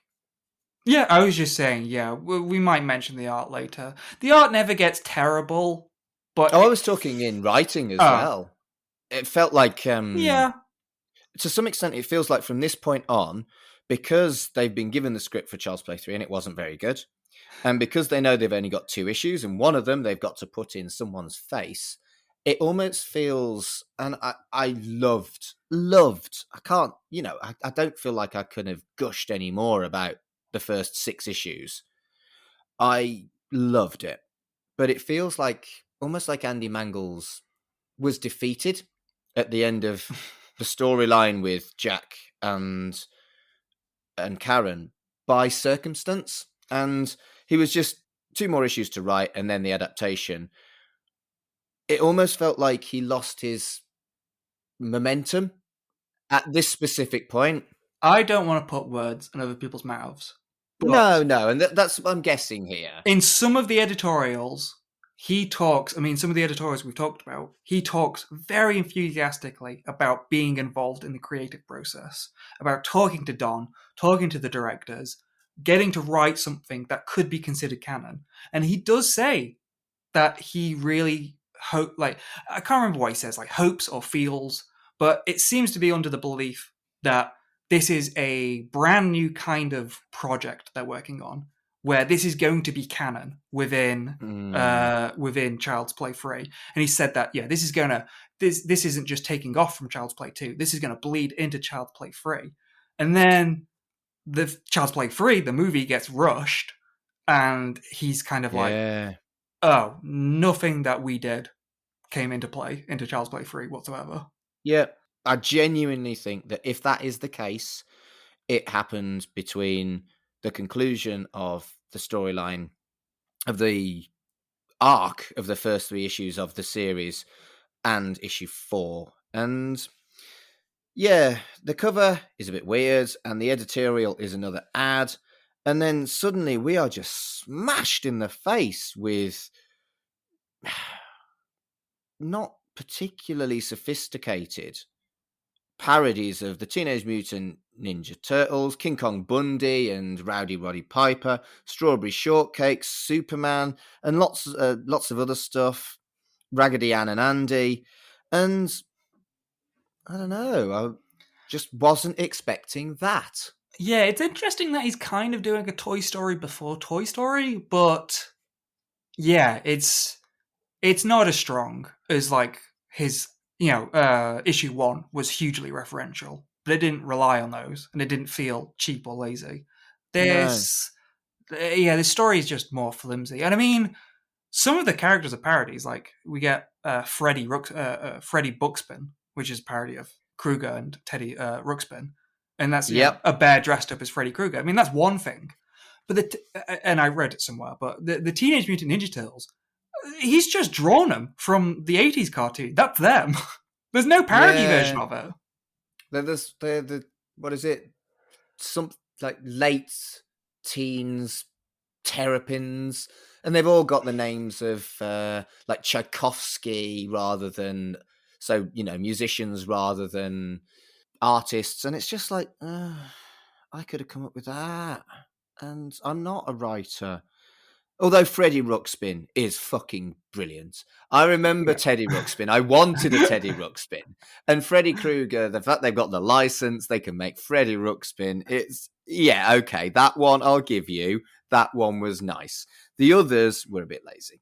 I would say, as we've been praising Mangles, I think what he's going for here would have been better if the comic had more time spent on it, but it does seem like the art was a bit rushed. The art doesn't really sell how funny it is.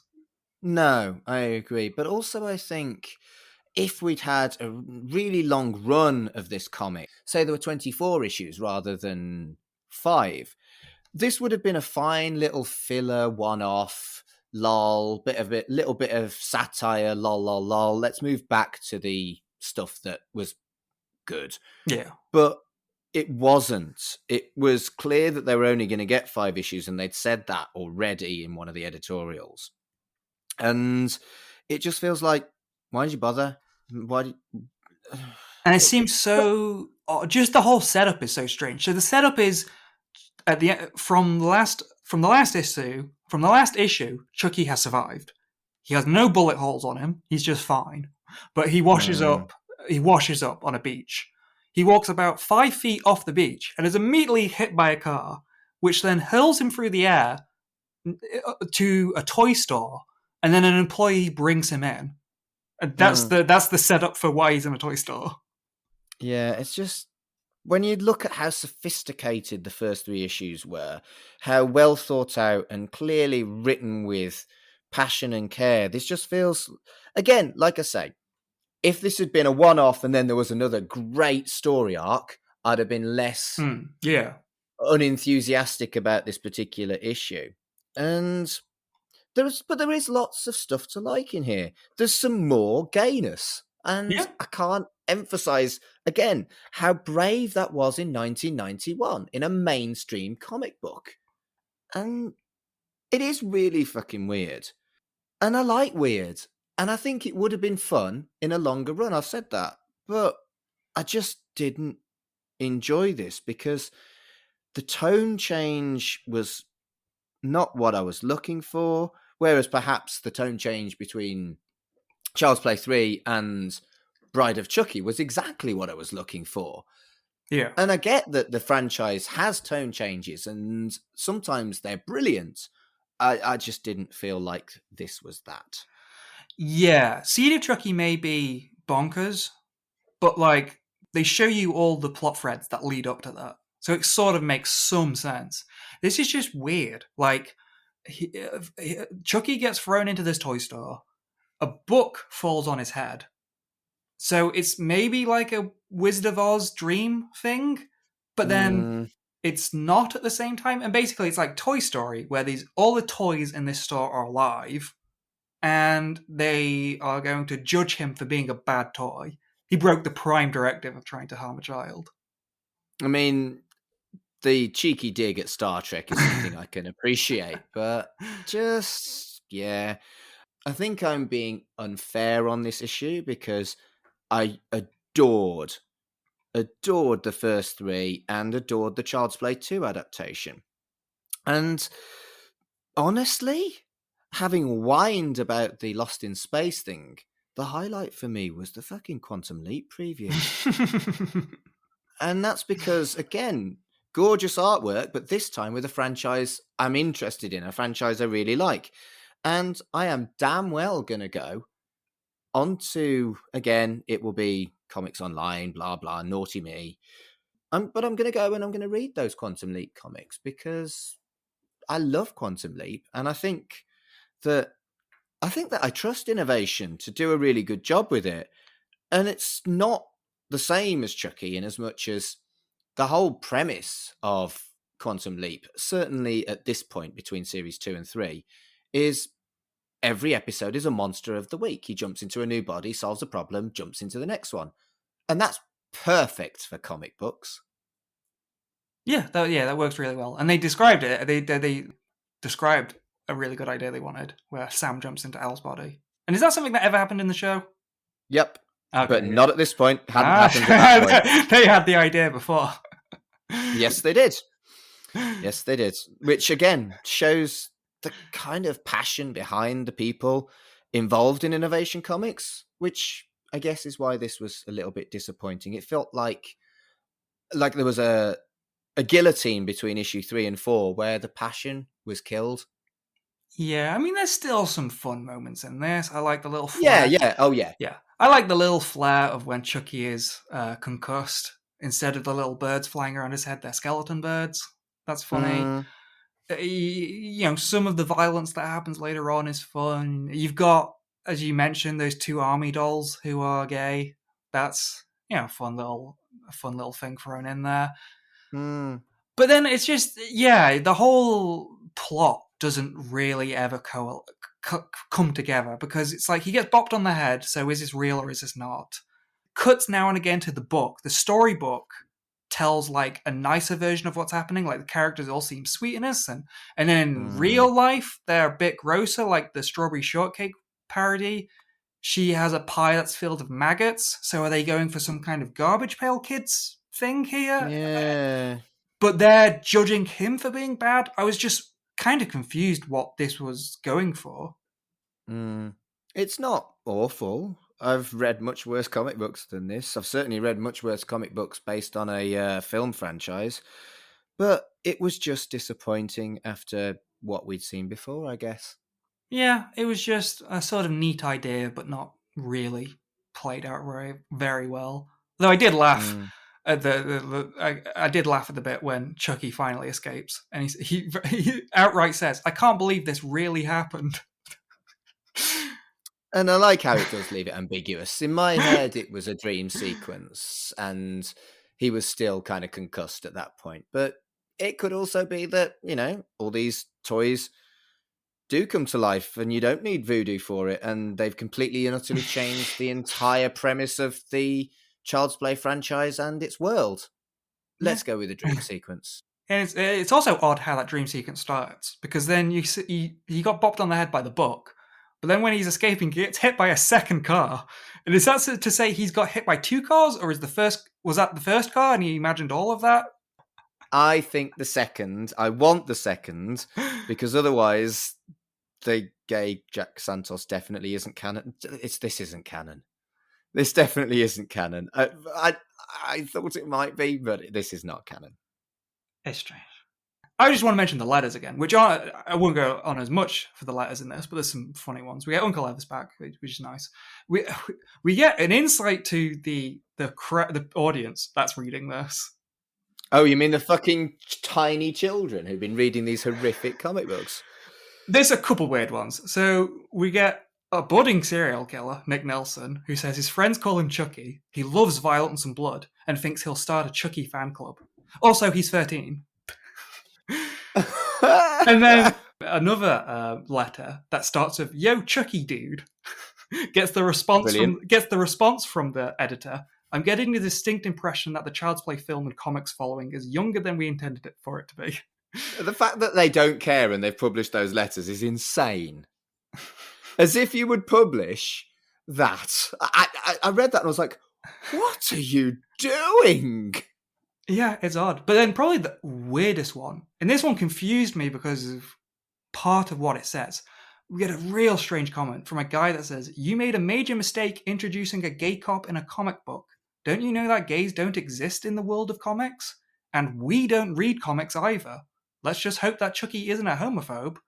I don't understand what that letter is trying to say. Well, I read that as the bloke who wrote it in was gay and he was actually pleased and satirizing heterosexual people. I guess, yeah. It's just, it was strange. And then it doesn't really get any, again, like Andy's editorial, this gets just really brief response of Andy's having a lot of fun with this series. Yeah. It goes along with the other ones, where it's just for some reason the letters in this are so weird. Yeah. This, all in all, issue 4 was rather weird. And then issue 5 doesn't really wrap much up. No, let's have a look at issue 5. The front cover, immediately I was like, well, that looks like the advertising for the Chucky TV series with the reflection in the knife. And even in the later 2 straight-to-DVD films that we looked at, there was an obsession with reflections in knives. But again, we're talking late 2010s here. And this front cover had done it in 1991. Just, how did I not know how influential this very short run of comic books were?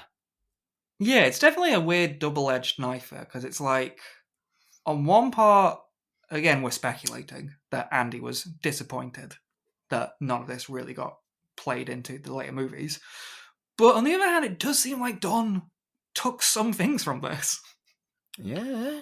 Why can't Andy Mangles be added to the writing team of Chucky? I would love to see more of his Chucky writings because he's been great. He's been really great here. And we don't know what's gone on between Don Mancini and Andy Mangles, but maybe he could, add him to the team. I'd love to see that.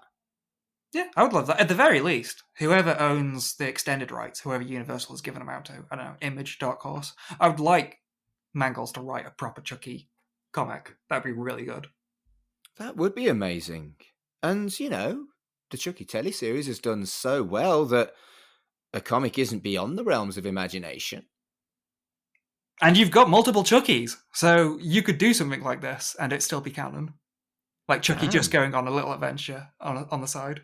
I mean, I would love a Chucky. I would read the fuck out of a Chucky comic written by Andy Mangles in 2022. Yes, please. Gimme. Anyway, we haven't looked at issue 5 yet, have we? It's just a dig at commercialization and that's fine. It's very 2000 AD actually, I thought. These last 2 issues are more 2000 AD than licensed kind of product to me, and that's fine. There was a satire in one of the issues of 2000 AD, the Judge Dredd story, that for years and years and years, McDonald's basically got completely and utterly banned, and you could never reprint it. And this does smack of that kind of level of poking and satire that could get you in a lot of trouble. Yeah, I remember that. What was it? The Franchise Wars? It was called the Franchise Wars, but it was part of the Cursed Earth saga. Yeah, yeah.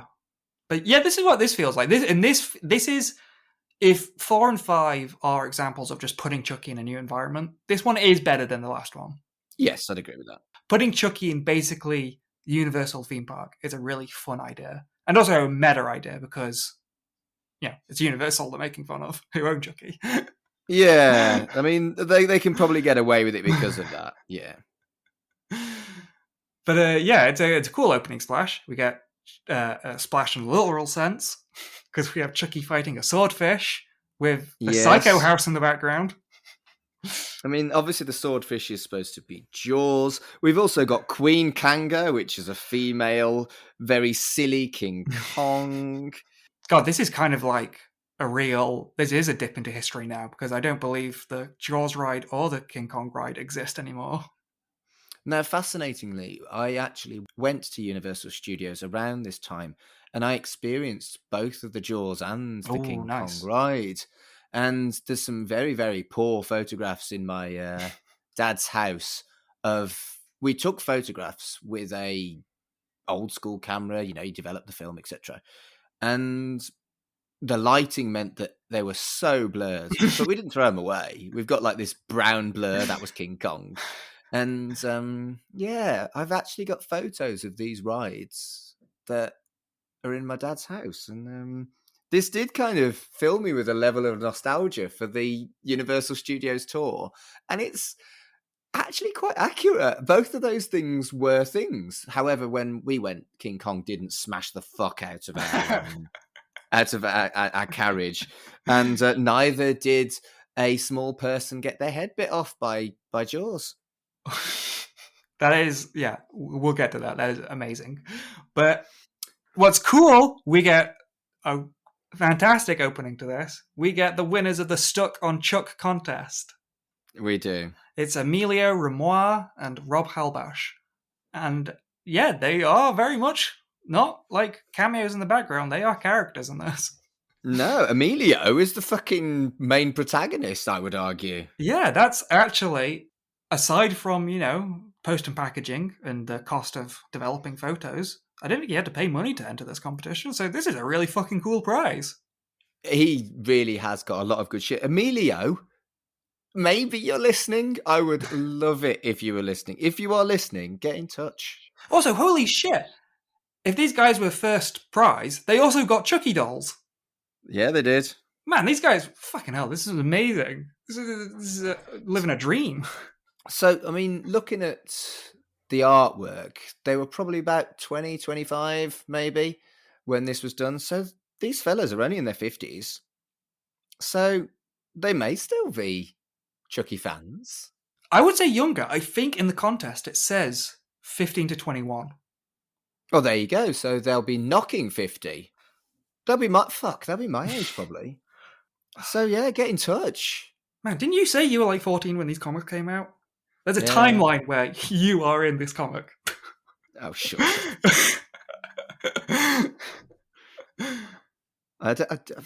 You wouldn't recognise me anyway.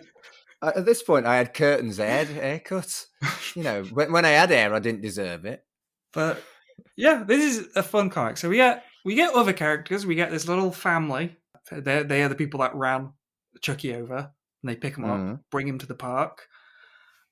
We get kind of an odd introduction to Rob and Emilio. They both happen to be wearing comic book T-shirts, and they both work at comic books stores. Yeah. But I mean, they're cool. I mean, we're getting a real bang of the 90s coming in here. Both of them, I guess that's how they look, but like they both look like they could be in the band Rush. Like they both have like long hair, and mustaches. I could understand why you said 25, like pushing 45, because they have that look to them. Young people in the 80s look so much older than they do now. But they talk about the good guys dolls being, they talk about some of the earlier events. Like they talk about, hey, did you know that they may be closing down the good guy factory, which is something that happens at the start of Child's Play 3. Yeah. So that's something they knew, and they threw in as a little teaser. Yeah, I spotted that. The kill with the drill is wonderful. Ooh, that was very violent, proper slasher kill, and very reflective of the franchise. I felt like this was much better than issue 4. But again, just felt a little bit rushed because they knew they had to end it. But I'd prefer them to end it properly rather than leave it open-ended and not know what happened between this and Child's Play 3. Yeah, well, a full run, this could have been like 3 issues easily. Just him going on hijinks. He only really kills at like one person, really, isn't it? Not many. Yeah, he doesn't technically kill the guy, the later guy who gets immolated. So he really only kills this guy, and the rest of it is him just running around. Yeah. But it's still fun. I mean, we get more references, like the Trantor says, "Honey, I turned the kids into mutants." And then I know, right? When they spot Chucky running around, they say, maybe that's a prop from Dolphin 3. Just, yeah. It's very kind of, it's almost like a portent for Bride of Chucky. So there's so much to unpack and like about these comics that, you imagine actually having these comics at the time rather than looking back and say, no, that's a bit like Bride of Chucky. You wouldn't have thought of Bride of Chucky at this point, obviously, because it didn't exist. And it's fascinating. It's wonderful. Wonderful stuff. And we get, there's a lot of fun stuff in this. We get Chucky takes Emilio hostage, and they run out into this, live stage production. And holy shit, an animatronic dragon sets both of them on fire. And Emilio just gets obliterated. Like you see his skull, his eyeball falls out. It's horrible. And I think for Emilio, who won the competition, I would love it if I was in a fucking Chucky comic book and I got killed by a dragon. I mean, come on, that's a nerd's absolute dream, isn't it? It's definitely odd that Emilio dies and Rob doesn't. I feel like if I happen to win this, I would want to get killed by Chucky. Too right. Emilio gets killed. Chucky gets set on fire, so like half his face melts off, and you can see like the cool Terminator skull he has underneath. That's a really cool look. And they sort of knew, and that's interesting because I think in one of the editorials they say someone's like, "Do you know if anyone's selling Chucky dolls?" And they say like, no one is actually producing Chucky dolls at this point. So that isn't something that happened, is available yet. But like this is kind of like you got to make different versions of Chucky to sell all of them. And this is a really cool version of Chucky.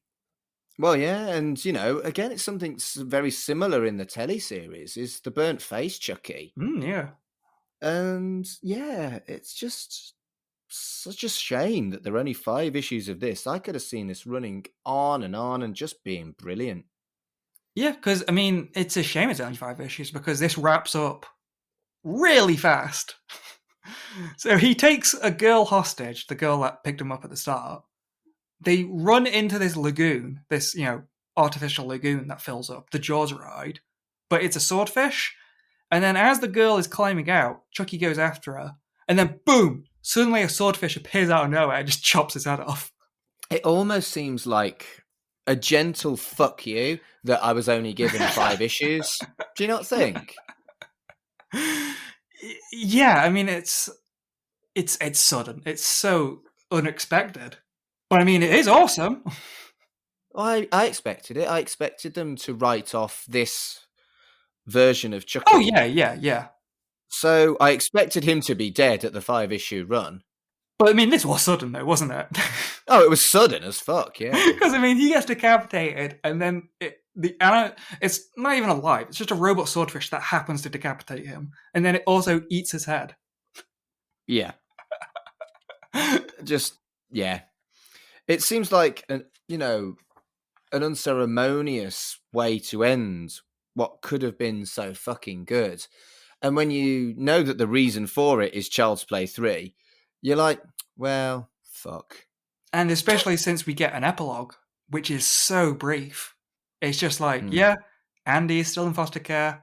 Karen's on trial for murder. Oops. Remember that plot line? And Yeah. the CEO, Ted Sullivan, confirms they're ceasing production on Good Guys. And that's it, really. It's such a quick tie-up of everything. Yeah, but all of that is then kind of taken into Child's Play 3, both the film and the comic book. Yeah, and there's some stuff to say about this, but not as much.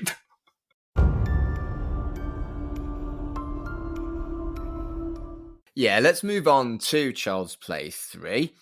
This is, frankly, disappointing. Yeah, I mean, well, I'll just say art-wise first. Art-wise, it's not as good as this whole No. thing started off. It's not bad, but it's more basic. Yeah, More I'd agree block with that. colours, more flatter colours, more sort of pencil-y drawings. It's all a bit rushed.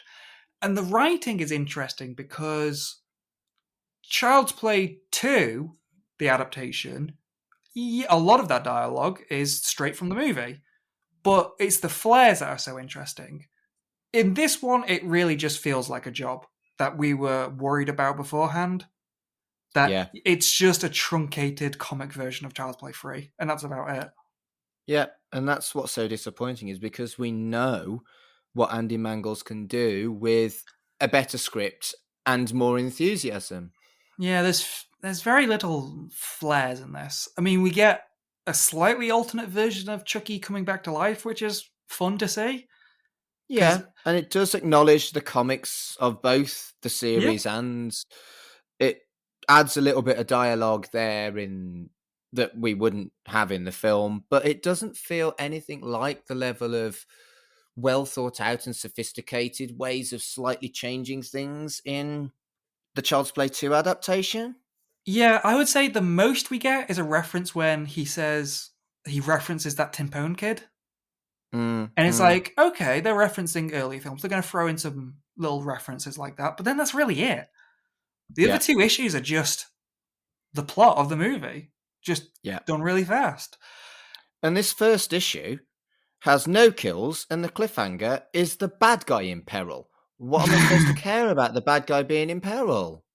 It's just not as good. No, the one thing I will say about the artwork, which is interesting, is the Child's Play 2 adaptation doesn't seem to use any likenesses. The characters very vaguely look like the movie ones. I mean, characters like Jack don't look anything like the movie version. No, Kyle the same, actually. I would say in this, though, everyone looks quite a lot like the actors. Like you can tell even the minor ones, like the barber with the mustache. You can immediately tell not just that's a guy with a mustache, but that is that actor. Yeah, although I would say Tyler does look a little bit older.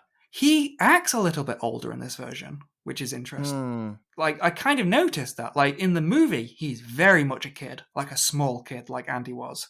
And in this one, he, like, kind of, like, instructs Andy a lot, doesn't he? Like, telling him the ropes, telling him, like, who all the other people are.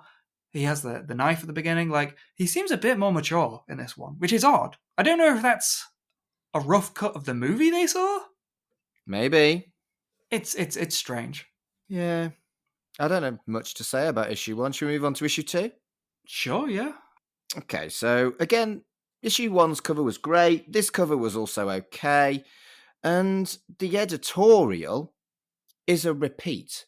It's a reprint of another one that we've seen in a previous issue.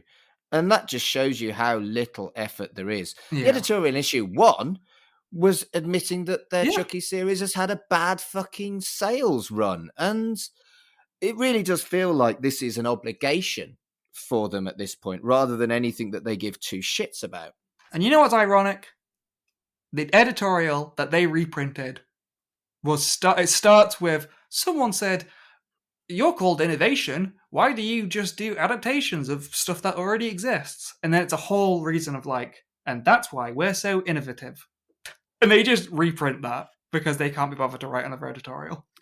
Hardly innovative, is it? But those two editorials in a row are a sad, sad indication of what has happened in, well, less than a year because of the circumstances that were dropped on them of the rushed Child's Play 3. And it's very sad, but also, let's be blunt, it's fucking unprofessional what Innovation Comics have done here. Yeah, it's Admitting they've got bad sales and then a repeat of another editorial, that's just defeatism. I'm sorry. It really, really is. And it's very, very sad. And this just smacks of obligation, like I say. So, quickly looking at it, Shelton seems even more cruel and nasty in his depiction here, in a similar way to how Chucky was made nasty in the Child's Play 2. I think the tightening of the plot maybe makes you notice the nastiness, perhaps. Yeah, you lose a lot of the little details in this. And I definitely noticed certain plot points and stuff being squished way together, and a lot of scenes missing. I did notice that we lost your favorite line. I was going to say that, and I was like, well, what's the fucking point of Child's Play 3 then? What is the point if we don't know what is a rifle and what is our gun? This is my rifle. This is my gun. This is for shooting. This is for fun. And Child's Play 3 is a bad film. Why the actual fuck would you remove the good line? I know. And they missed out the one with the barber, Presto, you're dead. That's a great one. And they do the setup where he keeps saying, Presto, you're bald. Like, that's the setup to the joke, and they missed the end of the joke. It really does feel like they've given up. It's a shame. It is a shame. And you're right that it does feel a bit unprofessional.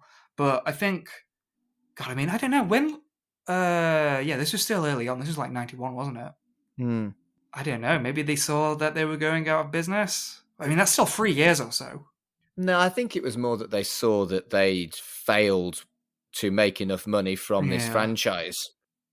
And maybe that's what eventually made them go bust, is they paid too much for certain franchises that they didn't make enough money from.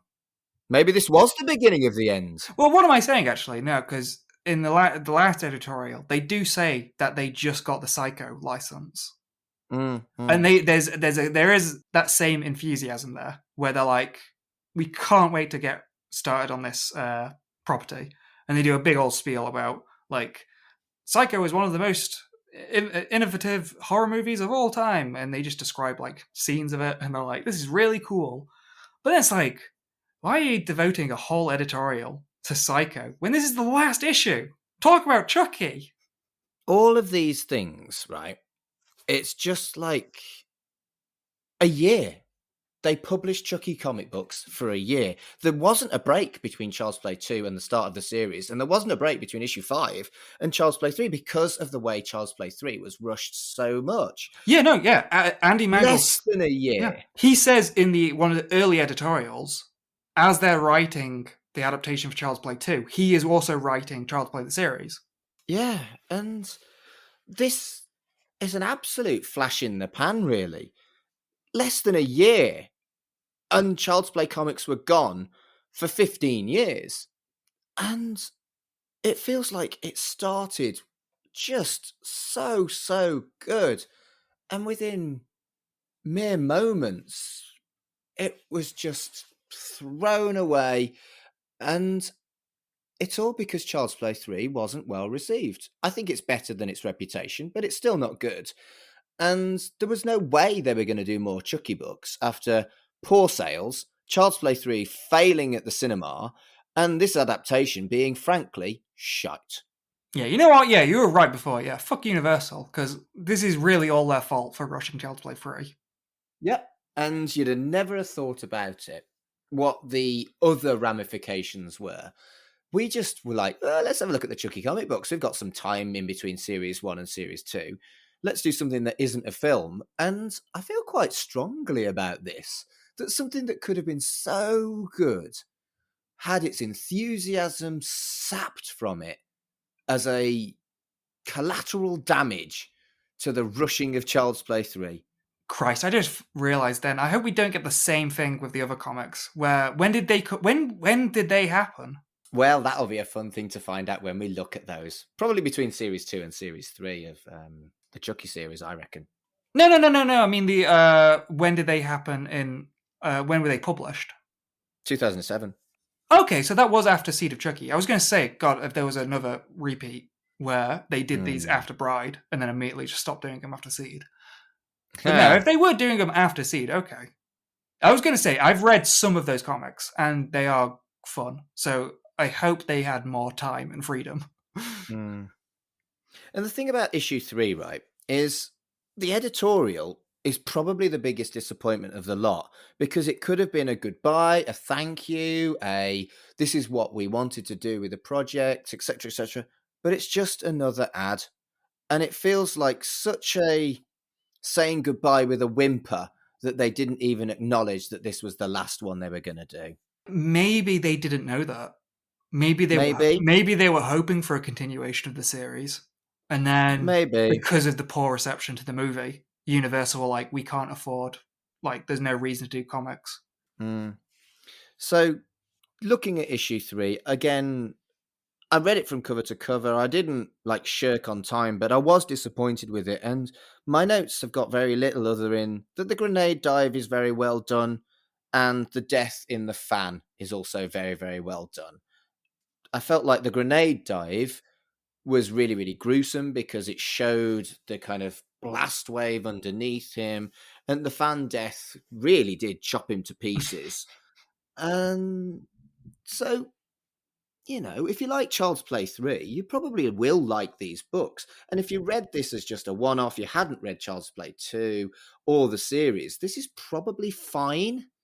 But I feel so disappointed that they did go out with a whimper that perhaps I'm a little bit skewed and this is better than I'm giving it credit for. No, I think I'm willing to agree. I think Child's Play 2, the adaptation, and the series are well worth checking out. I think they are enjoyable. And especially even just, I don't know, just for some of the additional stuff we've found, like references or the editorials and stuff like that. They're fun. They're good. Yeah, it is just a shame that there's a sour note at the end. It does feel really sour, doesn't it? Oh, well. I'm still really, really glad that we looked at these. This was just let's do something different. Let's not watch a film as an idea. And do you know what? I think we've done all right with this. I really feel like it was something worth looking at. And I'm so glad we read these books. Yeah, it's fascinating that we managed to find a story, even if some of it is guesswork on our side. I just thought we'd be reading these comics, and at the end we'd be like, yeah, one's good, one is not so good.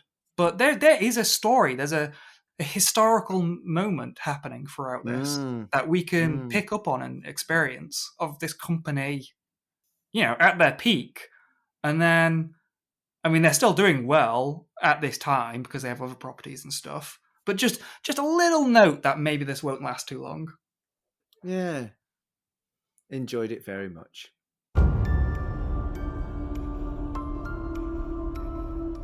So, Dev, where can people find you on the internet? People can find me over at Absolute Travesty on Twitter. I have a link tree for all my other stuff. I just recently put out a video on YouTube. You can find that under my name of Shoot That Nebula. I did a video essay on Home Alone 3. Go watch it. It's weird. And on Twitter, I guess, I'm sort of doing a weird project. It's similar to this. I'm tweet by tweet slowly writing the idea of a comic continuation to Deep Blue Sea. Remember that movie? Oh, for fuck's sake. I read the lyrics to LL Cool J's Deepest Bluest. My head is like a shark fin. And I noticed that every single line in that rap is insane and feels like the title to a comic book. Like there's some insane ones. Like one of them is like Gotti of the Deep. You know, like John Gotti, the gangster. And like so everyone is just insane. And so I've just day by day, I'm going to take all of these little titles and I'm going to write like a little fictional synopsis of what this comic issue is about. It may or may not go off the rails like this comic did. Fuck's sake. If you're looking for me, you can find me at Mark Adams HC on Twitter and Instagram. And I've always got various projects on the go. Like Dev, I should probably have a link tree, but I don't. I should get that sorted. But yeah, check out my other podcasts. I occasionally mention them. You know, I've mentioned them so many times on here before, I'm not going to bother. So thank you so much for joining us for another episode of Chucky Vision. So until next month, wanna play? Chucky Vision is a podcast brought to you by the We Made This Network. Follow us on Twitter at CHUCKYVISION. Follow the network on Twitter at WMT_network. Our website is wemadethisnetwork.com. The logo was designed by Dev, and the theme tune composed by Dark Fantasy Studios.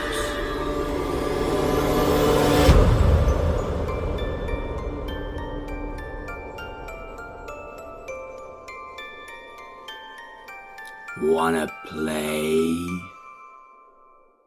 Hello everyone, this is Tony, Network Chief of We Made This.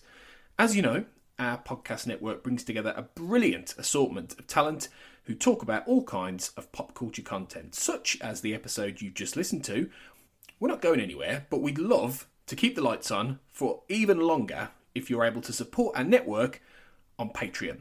For just £2 a month, you get your name in lights and the satisfaction of knowing you're helping us produce more great audio.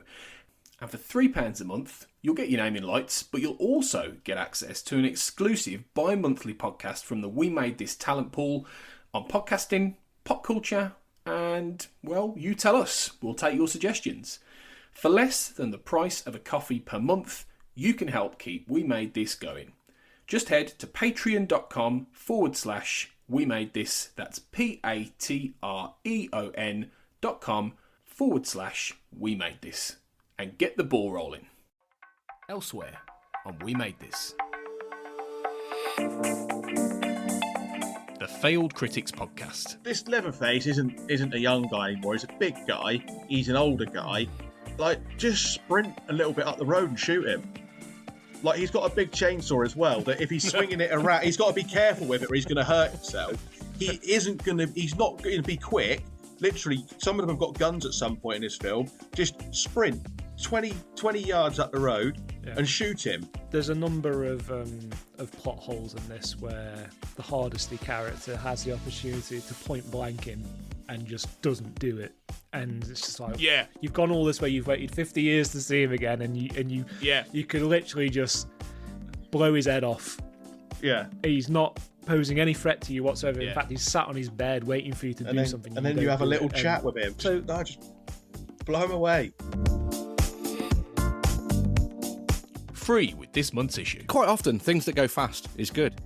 But that's not, because it doesn't go really fast. Yeah, just goes faster. Yeah, and also when you've been ominously stalking, which is what that baseline does, it's ominous, then going fast is not. You know, like, Jason Voorhees doesn't run, does he? No. He doesn't need to. He remains ominous the whole time. Yeah, but that's what this song should have done.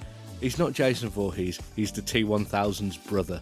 And did the T-1000 run? Not really. Yeah. Like, I mean, a bit, but not that a bit lot. when he's fucking chasing after them in the car, he's definitely running. Maybe quite that's famously. why he did it. You know what?